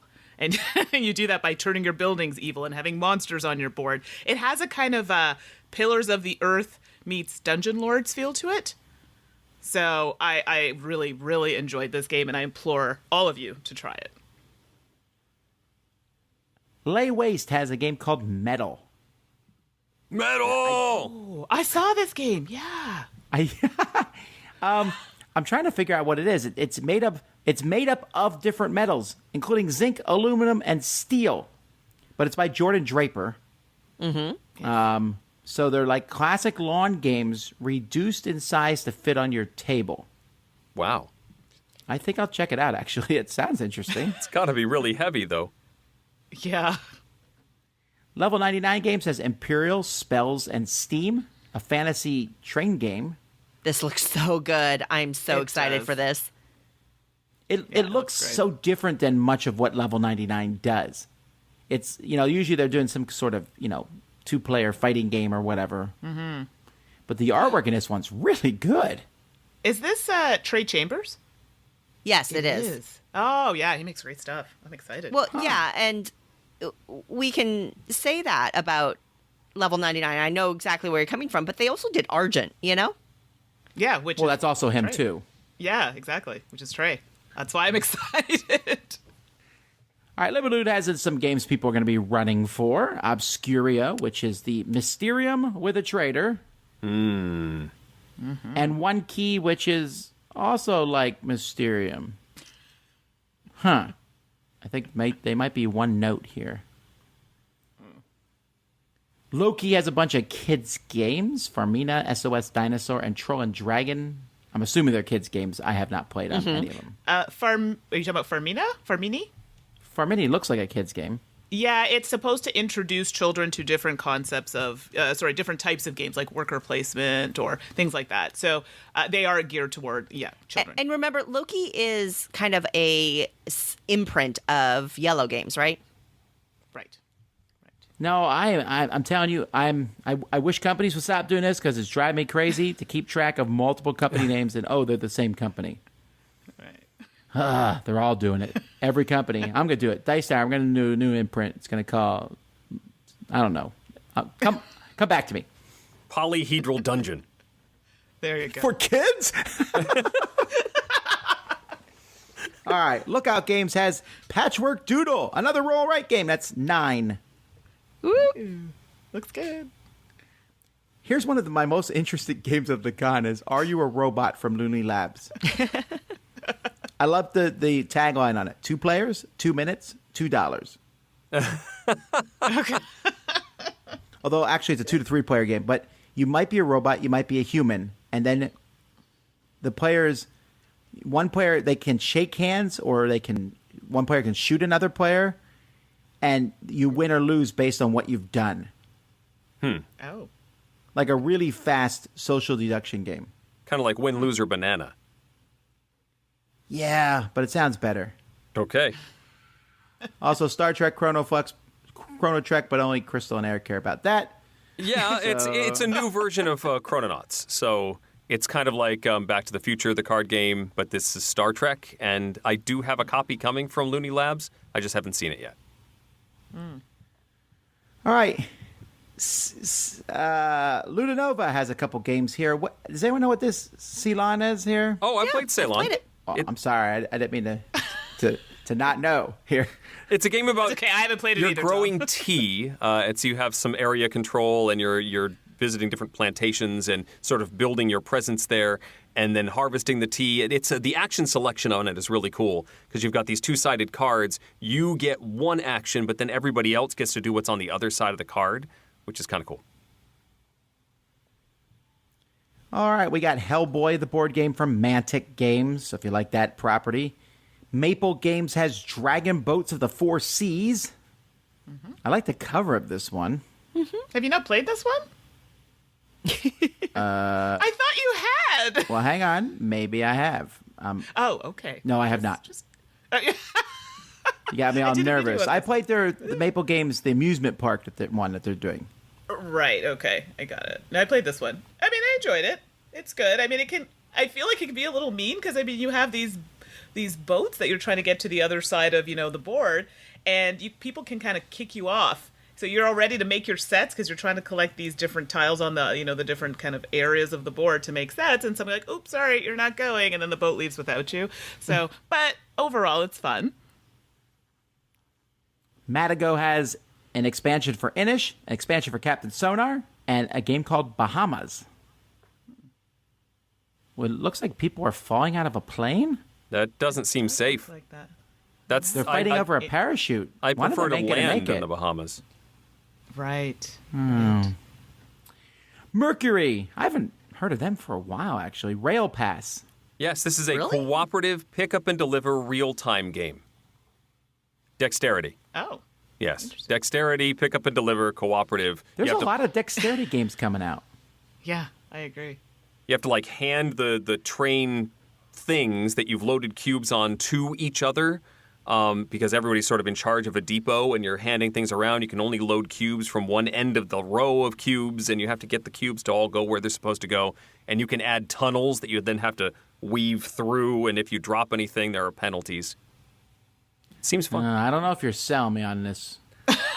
I just want to see. I've only seen a prototype of this at Board Game Geek Con years ago, and so I'm really excited to see what the final production looks like.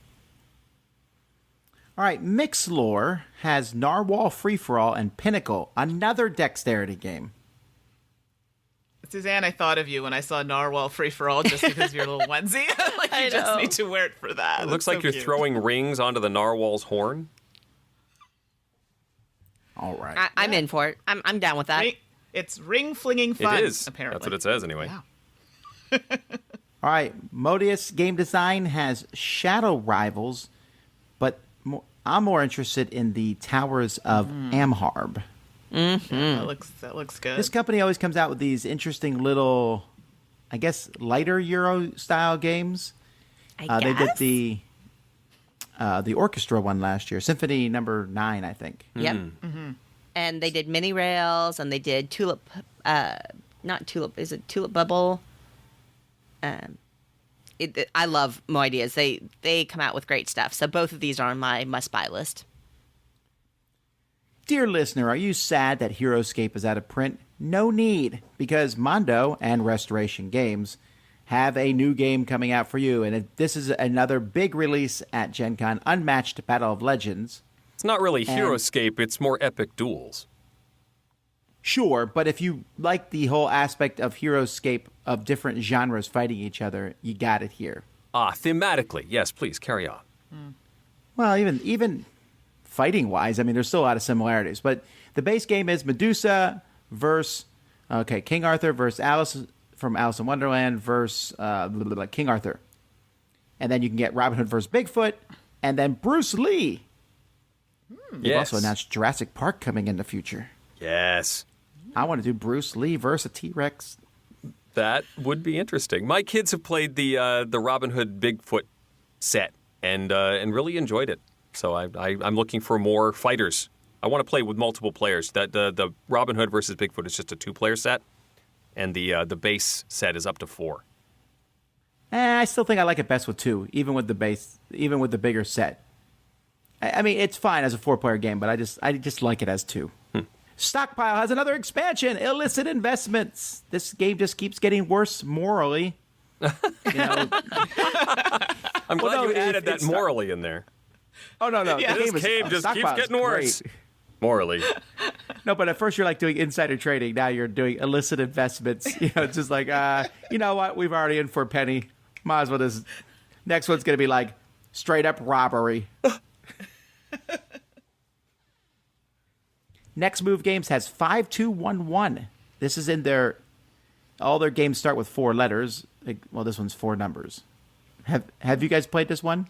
No. Yeah. He showed it to me. Oh, you've played it? Oh, he showed it to me briefly at Dice Tower Con, Mike, but I haven't played it. So what did you think, Suzanne? Well, thematically, 5211 is actually a port of a game called 5 Colors that was released in the Asian markets. And in case you haven't been picking up through this episode, there are a number of games coming out of the Asian market that have been either carried over or kind of relabeled and rebranded and updated for the Western market, and I think that's super exciting. 5211 is a very light card game.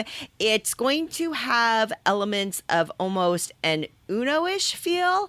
I really like it. I think the art that they put on it is cool looking. So even though I own 5 Colors, 5 Colors out of Asia is just colored cards, red, yellow, green, blue. I really like that for 5211. They put some fun art on it. So I'm probably, even though I have 5 Colors, I'm probably going to pick up 5211 too.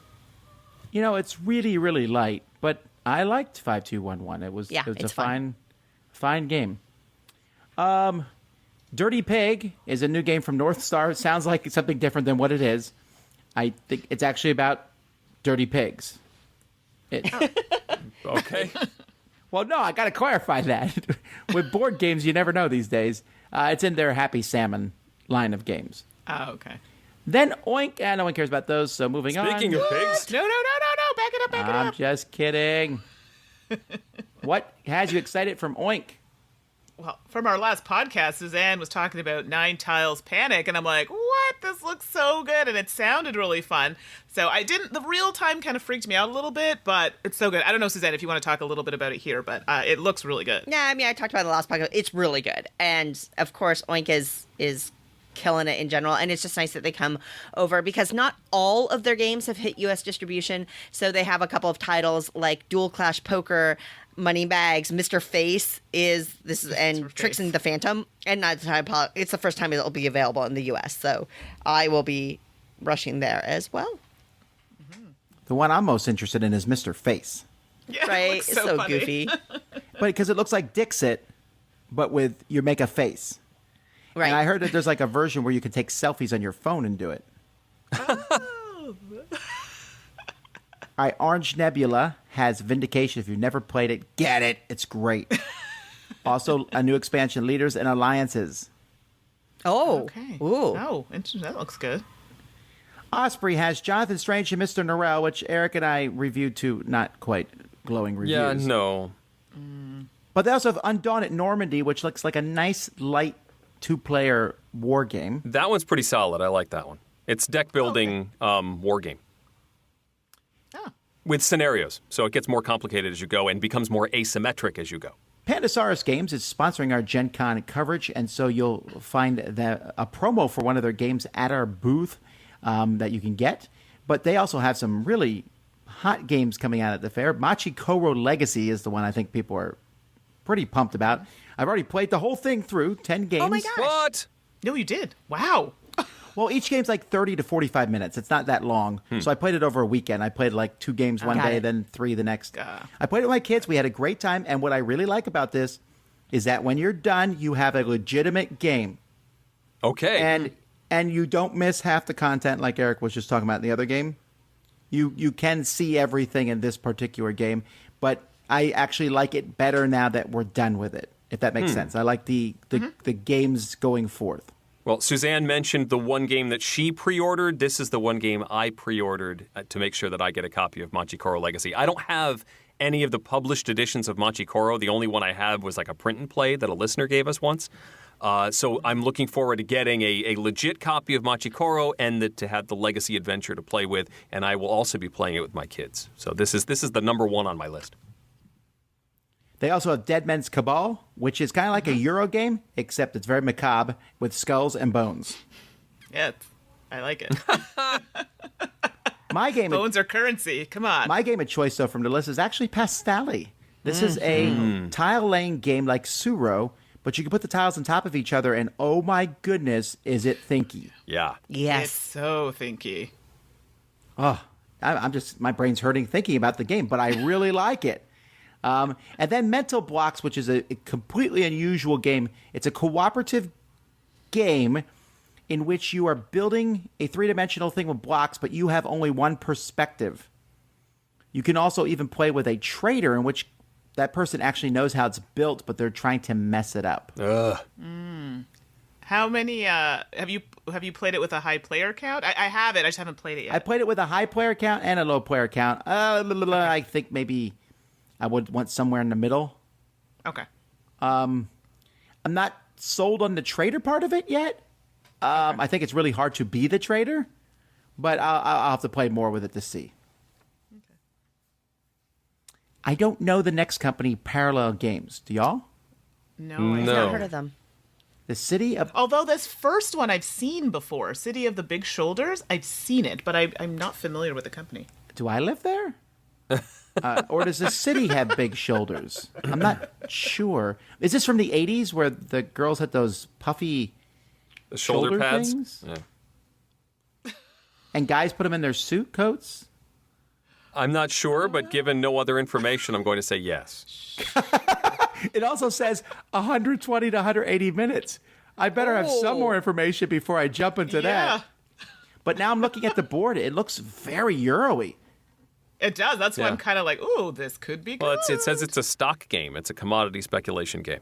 Wait a minute. Oh, Why has no one been Wow. talking about this? The designer? right? I'm on the page now, and there's not a ton of stuff. It's the same designer as the game Corrupted Kingdoms. Oh, Or one of the designers of Corrupted Kingdoms. I gave Corrupted Kingdoms it felt like it needed to be developed more from Artana, but this looks like a very different game, I have to say. This is out of nowhere for me, this one. it says it has an alternate name, Chicago 1875, City of the Big Shoulders. I don't know if that makes a difference. No, Well, now no, we it know, doesn't. Now we know it's not in the 80s. Okay. All right. Oh, yeah. Peaceable Kingdom has a game called Sky Magic, a cooperative game for kids. And then my pick for the game I think will become the hottest game from Gen Con. I might be wrong, but I think this will be the game most people will end up talking about, and that's Black Angel. Yeah, that's on my must-buy list. Looks good. This is essentially Twa mixed with Selenia. Oh, wow. Whoa. Ooh, yeah, that sounds great. Yeah, so I don't know if you guys have played Selenia with the moving ship. Yeah. Yeah, this is like that, except that this is a bigger game beyond that. You're in a space station with the little robots running around and doing actions and such. It's a pretty involved game, and for some reason, Z really likes it. He doesn't normally like these bigger Euro games, but I really think this one's going to do well. It also great production. It's Pearl Games, though. They're just good across the board. Yeah, they do great work. Yeah, very nice. Pegasus Spiel has Crown of Amara, which finally comes to America. Yay. Nobjects, or is that no objects? I don't know how to pronounce it. Yeah. No, yeah. No objects. That's definitely not it. That's definitely the way it is, I think. Tricky Druids, which is a trick-taking game. And then the Undo series. Yes, I played one of these last night. Oh, cool. Please say something good about it. Okay, so I knew what I was getting into going into it. You're trying to like literally undo a timeline that's already kind of been set out for you. I think that we overthought it. So for us, we were like, why are we getting negative points?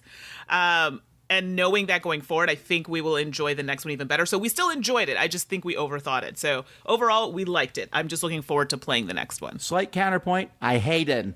Really? Really? I liked it. Like 2 or 3 out of 10. Ouch. No, I didn't. Really? I am not alone in this. Go read the ratings on Board Game Geek. The price point is ridiculous for the amount of content you get in this. Yeah, it's just cards. It says 45 minutes to 120 on the box. That's the closest to a lie I've ever seen a box have. If it's 45 minutes, then you're talking for a really long time. Oh. Wait a second. How long did it take you to play? When I played with other people, Yeah. half an hour. When I played by myself, you can play these solo. Like 10 minutes. Oh no, it took us like an hour. But like I said, I was like in, Detective, the game by Portal. I think I was in that mode, so we were like overthinking everything. So it took us like an hour. I think you'll be really disappointed if you go in with the detective mindset because the decisions you make, they don't tell you the results of them. They just give you a number. Yeah, I was so you can't disappointed by overthink. this. I'm don't get me started. I'm just I didn't think it was that bad, to be honest, but I get where you're coming from. This was on my radar, but based on your reaction, Tom, I'm not so sure. But Mandy, you liked it. So Eric, you know what? I've already played one, and I've reset it because you don't rip or anything up. So I will bring you the one that I have. Cool. Okay. Thank you.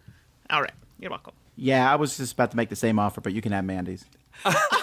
So terrible. This didn't even make Dice Tower Library. That's how much. Okay. That's how unhappy I was with them. Oh. Peterson games, they don't normally make the kind of games that y'all play. I think, Y'all. they're big, giant, humongous miniatures, Cthulhu Wars. They got Glorantha and Planet Apocalypse. But Startropolis is a tile-laying game, but it's 3-dimensional pieces. So you're building a space station. So you draft or you auction. I don't know how the game works actually at this point because I saw this way back in the day. I actually considered making this Dice Tower Essentials game. Oh, I think I played that then. Oh wow. Oh, well, I'm now, I had not heard of it. Now I've checked interested. Me too. Right. So you draft these pieces and then you put them on a communal space station, but you pick up the space station and you can, it's 3D. So you move it all around and figure out how to best attach the pieces to get points. It's a really neat concept. I like it a lot.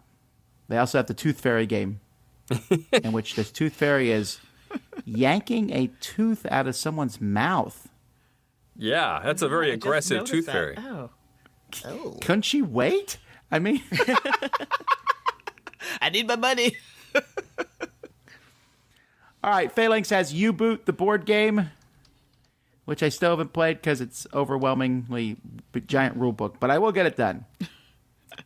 Plaid Hat's going to have a hot booth. Well, I like to do every year. Oh yeah. Yeah. So Abomination, the Heir of Frankenstein, Quirky Circuits, and Super Punch Fighter. Which one is most interesting? Quirky Circuits. I played Quirky Circus is cute, but Abomination, has my name written all over it. No, Quirky Circuits looks like the kind of thing that I can play with my kids. Programmed movement, simultaneous action selection, and it's a co-op with these adorable animals and a cat on a Roomba. So I'm in. I'm in. Yeah, Abomination is gross looking, actually, because you're putting together, Frankenstein, and you actually can see the bits of the body. Yeah, this isn't It Universal Studios Frankenstein. Yeah, so it's definitely caught my eye on that front. Plan B Games has Century: A New World. That was released at Origins, but also Century Golem Edition Eastern Mountains. This is the second in the series of Century Golem Edition, which they hinted strongly they would never do, but they're doing it. Yes. Which commits them to doing the third one, too. Exactly. Portal Dragon is a game called Planetoid. I don't know much about this one. No, mine No. neither. Portal Games, on the other hand, has another roll and write, Imperial Settlers. That makes the 10th one. And Empires of the North, which I know people are going to run for. Z gave this a 10 out of 10. Whoa. Wow. Whoa. I mean, he said he gives the other, he gave the other Imperial Settlers and the other game in that series a 10 out of 10 also. But he says this one is not the same as Imperial Settlers, even though it has Imperial Settlers in the title, because that's... Companies, stop doing that. Just put, like, Empires of the North, and then in the bottom you could put an Imperial Settlers game. But don't put it You in the just wanna title because it's flip-flop it? confusing. It's Well, if you look it's at the confusing. box, Imperial Sure, Settlers but is if you very look at the small. Board Game Geek entry, wouldn't you think that was an expansion? I would think that's an expansion. Actually, I would. You're 100% right. Okay. Pressman has a game that's essentially a pill bottle. May cause side effects. That might not be the title. That just might be a warning for... All right, here's one I think people are going to be running for a little bit. Court of the Dead from Project Raygun. Isn't this the OP helping out with this, I thought?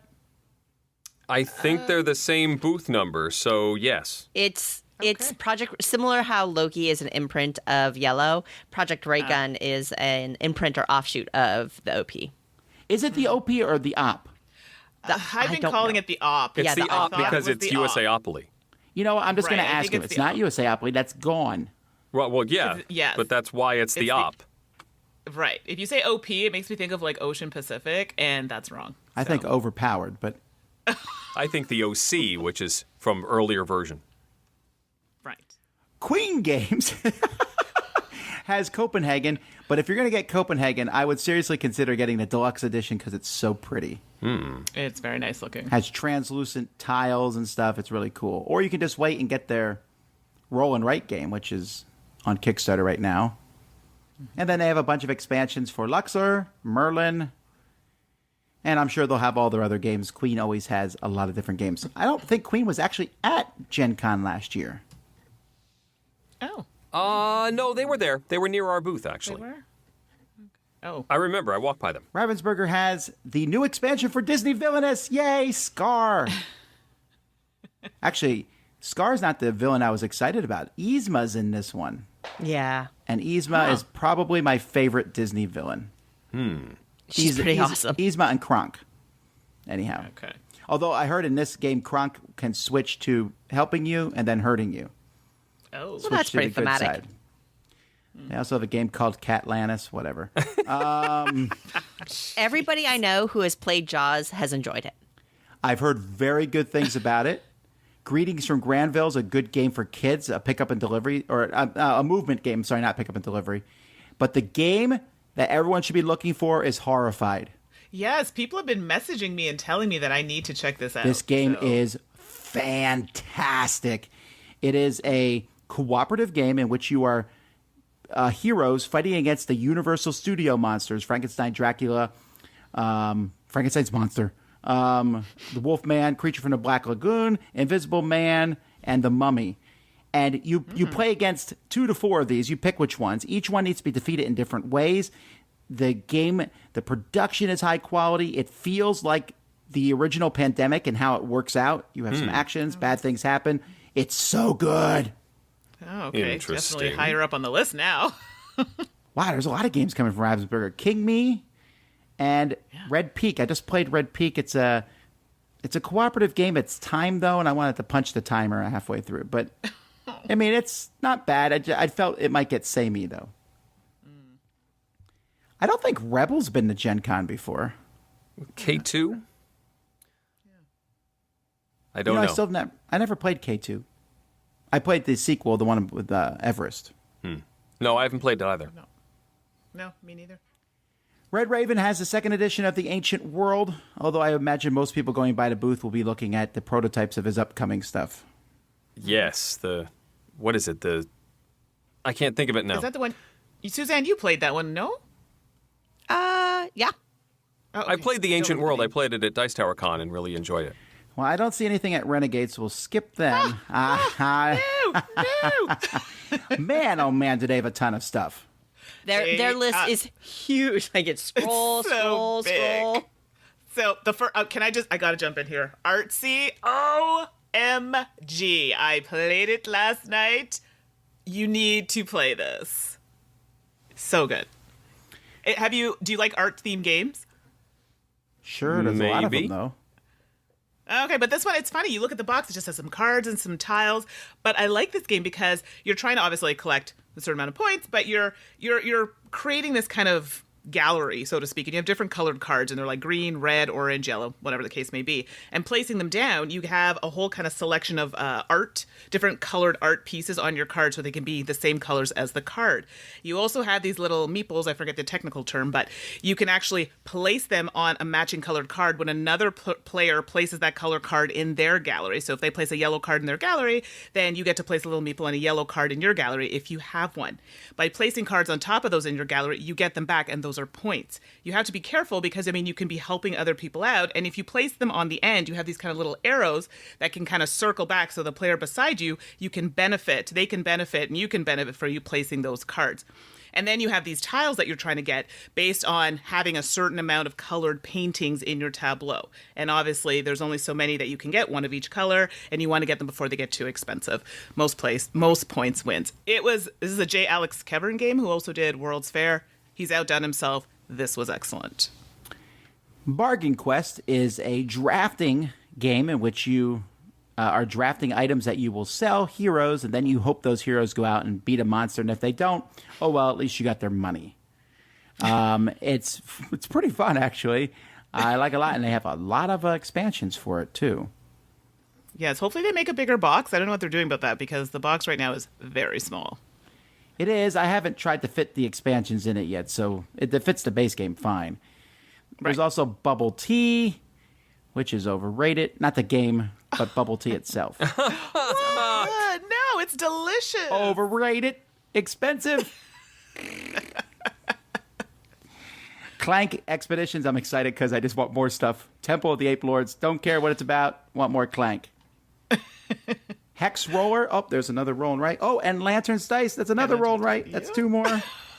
Both really good. And then this game will sell out instantly, and that's Power Rangers Hero of the Grid. It's good. I've played it. I did enjoy it. 2-player is difficult. So, just FYI. I'm curious about this because I'm not a Power Rangers fan. So I'm curious if I'll like it anyway. I do like Voltron. Can I pretend it's Voltron?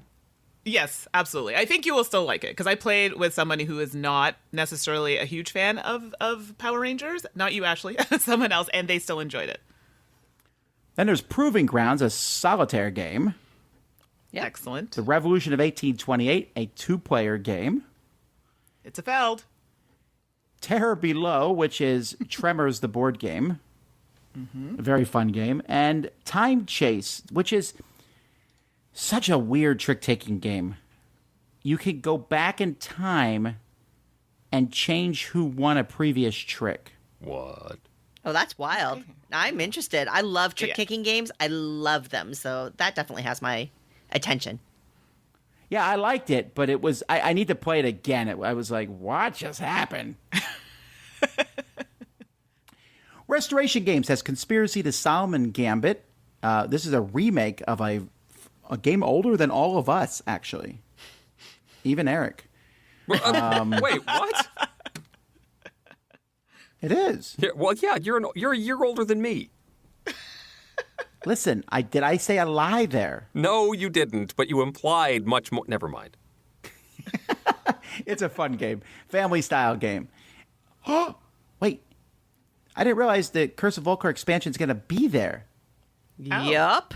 Yup. Well, I haven't seen this. Oh, I have seen it, but I had spiders, so I was scared. Giant spiders. And for some reason, okay, the restoration team has not yet been able to explain this to me, that you're stealing spider eggs and then getting on a helicopter. Or the new submarine. I just want to point out that if I'm already on a helicopter and you're like, here, I'm getting on. I'm like, what's that egg? You're like, a spider egg. I'll be like, you're not getting on a helicopter. I will literally punch the egg and break it. I've seen You this are not movie. getting That's on not this. happening. Wow. Would you let someone with a giant spider egg get in the same vehicle as you? No. Probably Is it not. hissing yet? Then no. No matter what. Well, we've already talked about Unmatched and stuff, but Restoration Game's going to be hot. And if I recall, you might see in the wild somewhere some Dark Tower stuff. What? Nice. Very nice. Rio Grande has Caravan. Some guys in my game store were playing this yesterday and going bananas over it. Yeah, it looked good. I think I saw it on Kickstarter. I was like, oh, that looks interesting, but I still haven't had a chance to play it, so it's on my list. And finally, the Puerto Rico expansions have been reprinted. They've been out of print for a long time. And Underwater Cities is a second edition, which has more resources, thicker cardboard boards, and the little promo pack that Board Game Geek sells. I just opened this up and looked at it yesterday, and indeed, all of that is true.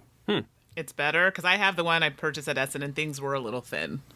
Yeah, I didn't actually check the thickness out that much. I was more concerned, is there enough tokens? Because they did not give enough in the first version. They do, yeah, you're right on that.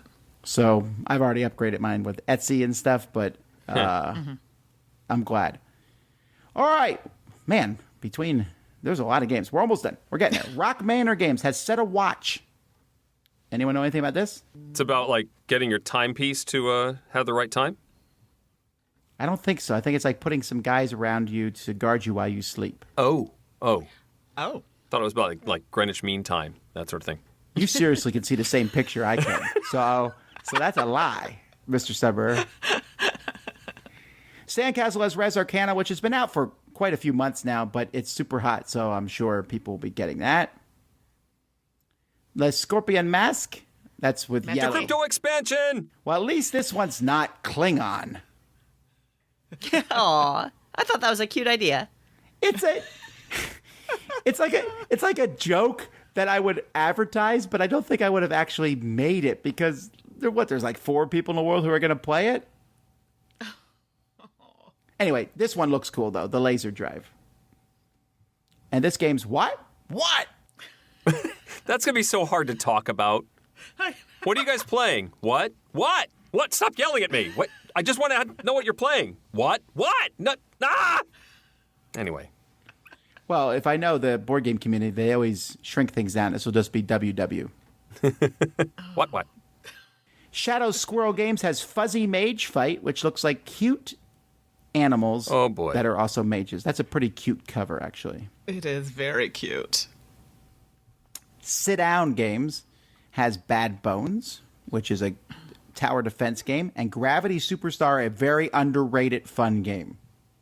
Yeah, this one is on my pickup list. It looked super neat. It's got that hand management. I was in for it, but it's nice to hear that you think it's good too. Are you talking about Gravity Superstar? Mm-hmm. Yeah, it's just you're moving, but when you move, you fall down a platform in whatever direction, so you could fall and then hit a platform, then you move another direction and then fall that direction. It's this interesting idea of the gravity shifting. Skybound Games has really been making a entry into gaming these days. The Grim Masquerade, which I played and is really fun. Yeah, it's Guardian's super fun. Call. Have I played Guardian's Call? I get confused which ones I played and which ones I haven't. But the artwork looks fantastic for it. And The Walking Dead Something to Fear, which is pretty much everything. The people make this game not see the universe? There's nothing that I'm not afraid of in that universe. Smirk and Daggers has a Cutthroat Anniversary Edition, Cutthroat Caverns Anniversary Edition. The Menace Among Us. I really like that name. It's a hard one to say fast. And Yes, it is. Woolly Whammoth. Remember how I said I like the name of The Menace Among Us? Not as big of a fan of Woolly Woolly Whammoth? Whammoth. What does that even mean? Yeah. However, Smirk and Dagger is also Smirk and Laughter. And so they have this weird, we need to talk. It's a intervention game. That seems like it treads dangerous ground. Yeah. I don't know, but Shobu is an amazing abstract 2-player game. Okay. It looks, if you look at the cover there, that it looks like an old game from like the 18th century or something. But you're pushing stones on a grid, trying to push your opponents off. But when you move on one board, it makes a mirror move on another board. Oh, very cool. Yeah, it looks great. I saw it at Origins briefly. It did look really good. More unlock from Space Cowboys. Woo! Space Balloon has brides and bribes again. I don't know how this keeps making lists. Sparkworks has Blind Spot and Penny Lane. Huh. Oh, Penny Lane looks interesting. It does. That was on Kickstarter a year and a half or 2 years ago. Yep. Oh, that's why it looks so familiar. I remember it now. Yeah. Spin Master made a splash last year with Hail Hydra, and 5-Minute Marvel. Now they have Sinister Six and Wakanda Forever. So I played both of these. Wakanda Forever is good, but it's really, really, really lucky. Sinister Six, I need to play it again because it felt broken. As in, you're all you pick a villain from Spider-Man, but you're working together, but only one person can win, that semi-co-op thing. And it felt like in the final round, if someone said, you know what, no one's going to win, they could make that happen. Oh, got it. Square Enix has Chocobo stuff, Final Fantasy stuff, and Tomb Raider stuff. People like chocobos. I think that's true. Starling Games has an expansion for Everdell called Pearlbrook. Oh, that's what's in the box downstairs. I've still not played Everdell. Actually. Nope, it's on my shelf too. I haven't played it either. Wait, have none of us played it? Nope, I have. I actually just skipped my interest.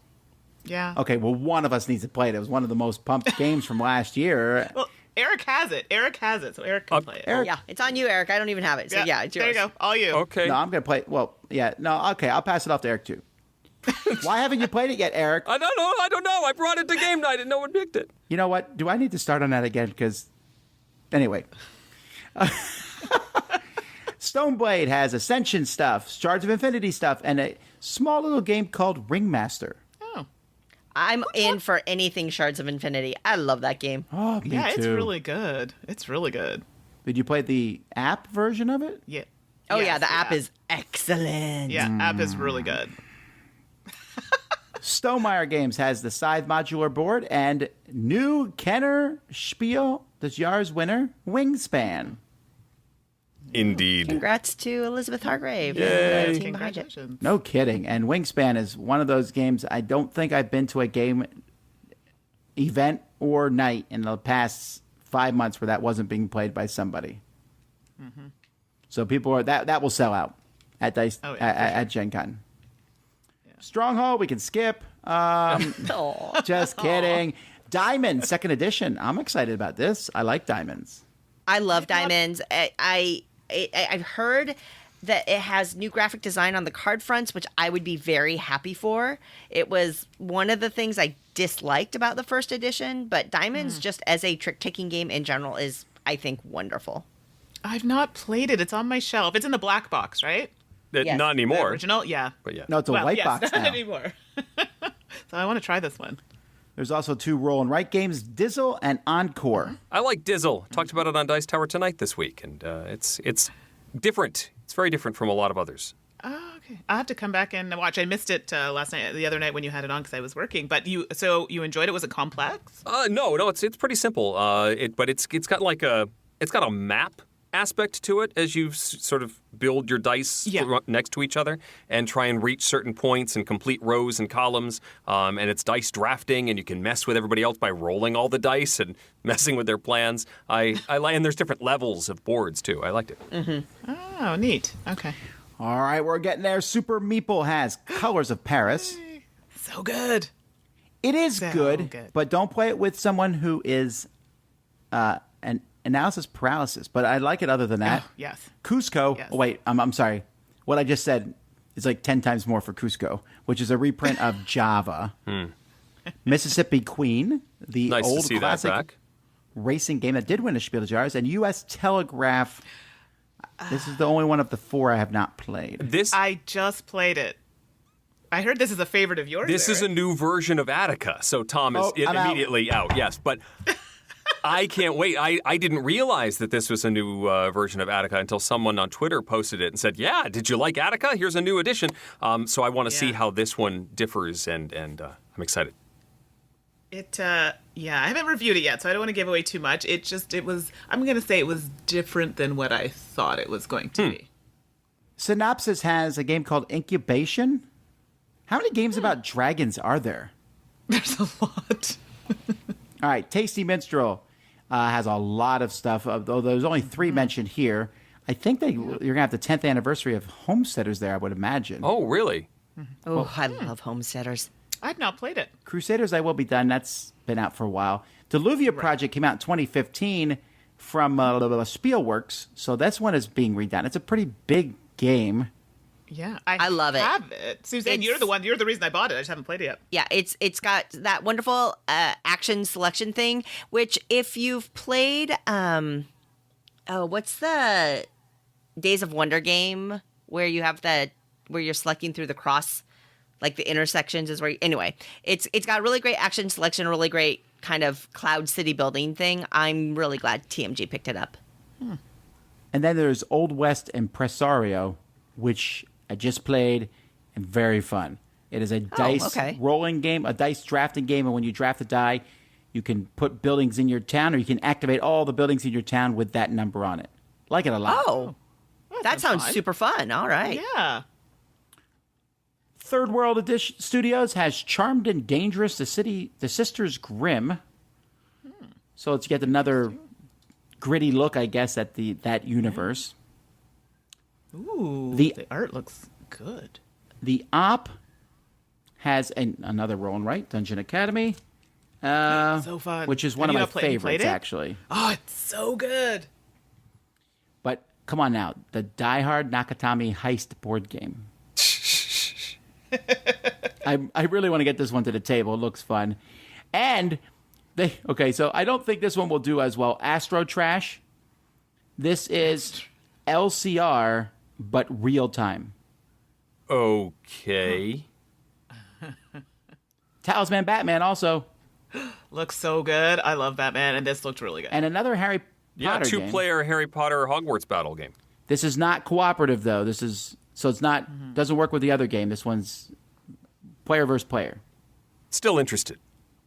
Thundergriff Games is trying to get me to give them a good review by making a game called Hats. Appropriate. But I do like their games, so... Oh, and I also have Rolling Ranch, which is another dice roll and write game. All right. We sort of passed over Themeborn with Escape the Dark Castle, which had my interest. Have you played this, Tom? Yes. There may be a reason why you passed over it then. Well, you could go watch my review. It's one of my most thumbed down reviews, so obviously people highly disagree with me.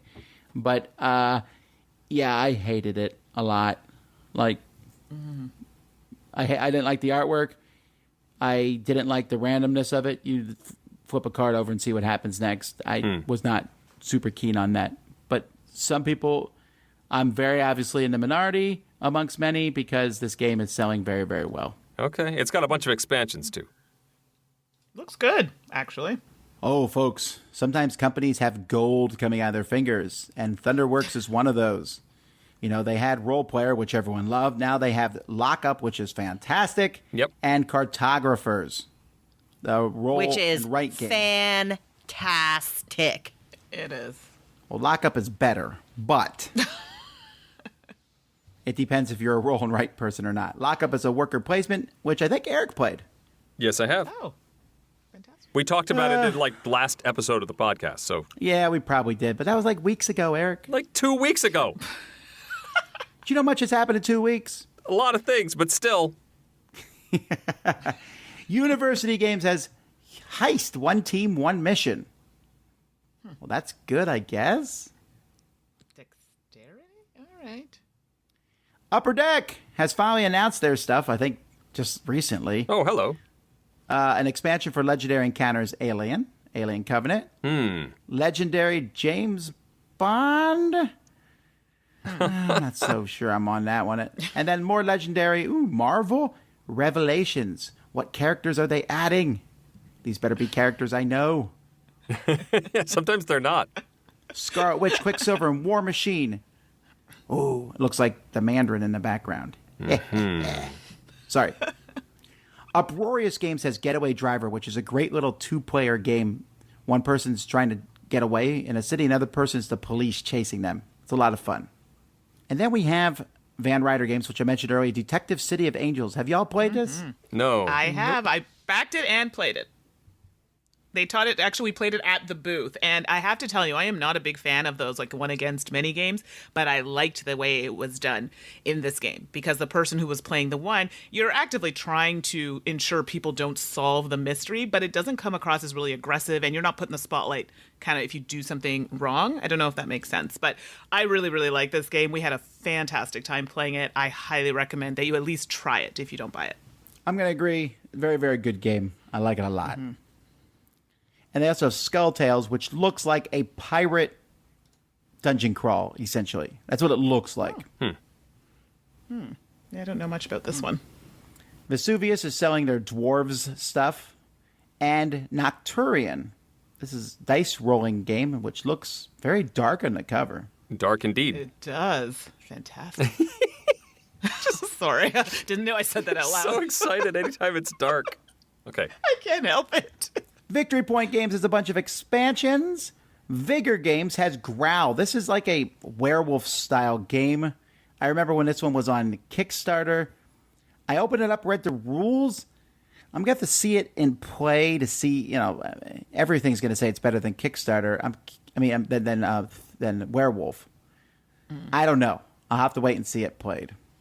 Weird Giraffe. This is a company most people don't talk about, but definitely one you should check out. Yeah. I have both of these on my shelf, so I'm excited to try them. Dreams of Tomorrow and Fire in the Library. I like the Fire in the Library theme, right? Like, hey, don't burn my books. I'm going to protect them. Got a quick demo of Fire in the Library at Dice Tower Con. It looks interesting. Okay. Wonderment Games Quad Heroes. I really like that one. So check that out. Designer's Local. It's from Ottawa. I backed this one on Kickstarter and I got my copy. It was a little bit delayed and I haven't even opened the shrink yet, but it's good to hear that you liked it, Tom. Yeah, I think you'll like it, Suzanne. I played it when it was a prototype, and I think you'll enjoy it. It's like a Robo Rally style game. You're going to really love the cubes, though. They're nice. They're Yeah, it's cute. got a pretty high price point, so it must have really cool pieces inside. And you get it does. And you get a ton of them. Yeah. It's really high quality production.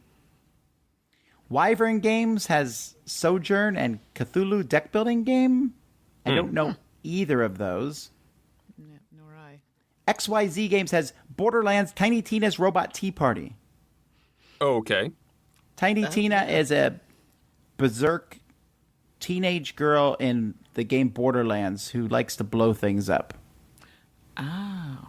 And if she's having a tea party, something's getting blown up. Okay. Yoka Games has Chio Hero and War of the Three Kingdoms. Do y'all know anything about this? No. I don't. Z-Man has the new Choose Your Own Adventure. I'm so pumped about this. I picked this up at a friendly local gaming store yesterday. Woohoo! Have you played it yet? No, we played a different game instead. And many people have said Hedera is a game that will replace Seven Wonders for them. Have you guys played this one yet? Yes. I have not. Oh, you have? Okay. I love it. I can see that. I like the way that the drafting works. Are you okay? It sounded good. That was very... I love the Hadara. Yes. No, Hadara was great. I've talked about it on the podcast, so I won't repeat myself. But it has that. I like the drafting mechanism because basically you pull cards and you have to choose. You keep one and you discard one, and then you go around later in the game and you draft from the discards, so you can try to seed that a little bit. And you know a little bit what's coming, along with everything else it does. I think Hadar is awesome. The other two on the list, I had Asmodee come over to my place and show me these ones, and I have to tell you, am I saying this right? Noctiluca? Looks good to me. It's good. I think actually we really enjoyed. And Pandemic Rapid Response, that game, I liked it, but it was like partway through, it was like deer in the headlights. I'm like, yeah, what? It was like I had anxiety or something. I just couldn't move the dice. It was a lot, but it was fun. It's intense. I know that's not. Yeah, it's intense. I think that's what. If you like Fuse, you'll like it. Yes. Yes, 100%. Dr. Luke, Mandy likes it. Oh, you didn't. We all liked it. You didn't like it? It just felt like I was watching a game being played. It's like, I rolled this. What number should I take this time? I think I'll take the obvious one. Oh, here, I think I'll do the obvious choice. I didn't feel like there was any real tough choices in the game. No, it wasn't. It was very light, but I think we still had a good time with it. Alrighty, well, that is it. We made it to the end. Woo! Yay! Whew. Okay, that was slightly longer than I thought. Slightly, yes. Alrighty, Have fun editing, Eric. Well, folks, so we're going to just quick end there. We hope to see you guys again. Please say hi. Please stop us and talk to us. Please have a great time. If you're not going to Gen Con, no worries. All these games will be easily available somewhere, someplace, very, very shortly. And we'll try to put up footage of the con as we get by. And it's time for us to prepare. Are you guys ready? No. Not at all. That's a good one. I'm kind of ready, but now I have this podcast to edit. Well, with that being said, folks, once again, we appreciate all of y'all listening to us. Until next time, I'm Tom Vassell. I'm Eric Summerer. I'm Suzanne Sheldon. And I'm Mandy Hutchinson. And you've been listening to The Dice Tower. Thanks for listening. Promotional consideration has been provided by game publishers in the form of review copies of games. This episode, number 617, was recorded on July 28, 2019. Next week, we're live in Indy in front of a convention audience with game announcements, news, and fun with the whole crew. Support for this podcast comes from listeners like you. Thank you for spreading the word. And speaking of support, the Jack Vassell Memorial Fund is dedicated to providing support to members of the board gaming community in their hour of need. Find out more about the fund's mission and how you can help at jackvassell.org. The Dice Tower is produced by Tom, Mandy, Suzanne, and Eric, with production assistance from Roy Kennedy, Chris Barr, and Rob Searing. Our theme was composed by Timothy Pinkham. That time the monster tried to construct itself a toupee out of dead rats and mangled birds provided by Abomination, the hair of Frankenstein. And hosting is provided by Cool Stuff Inc., where you can find great games at great prices at coolstuffinc.com. We love feedback. Visit the Dice Tower Guild at BoardGameGeek.com, email us at dicetower@gmail.com, or follow us on Facebook. And of course, you can find more from the Dice Tower Network, including All the Bits, Men on Board, Cardboard and Wine, Sporadically Board, Board Game Design Lab, Tabletop Game Talk, The Family Gamers, the Portal Gaming Podcast, and Board Game Breakfast at dicetowernetwork.com. Until next time, from all the gang at the Dice Tower, have fun gaming. Okay, folks, I think I figured it out. I have ranked my list of must-have games in order of box size so that I can be able to pack as much into my suitcase as possible. Oh, wow. I think they should actually Also, have that as a feature. There was 17 roll-and rights. 17? 17. Wow, that's more than Yes! Yes!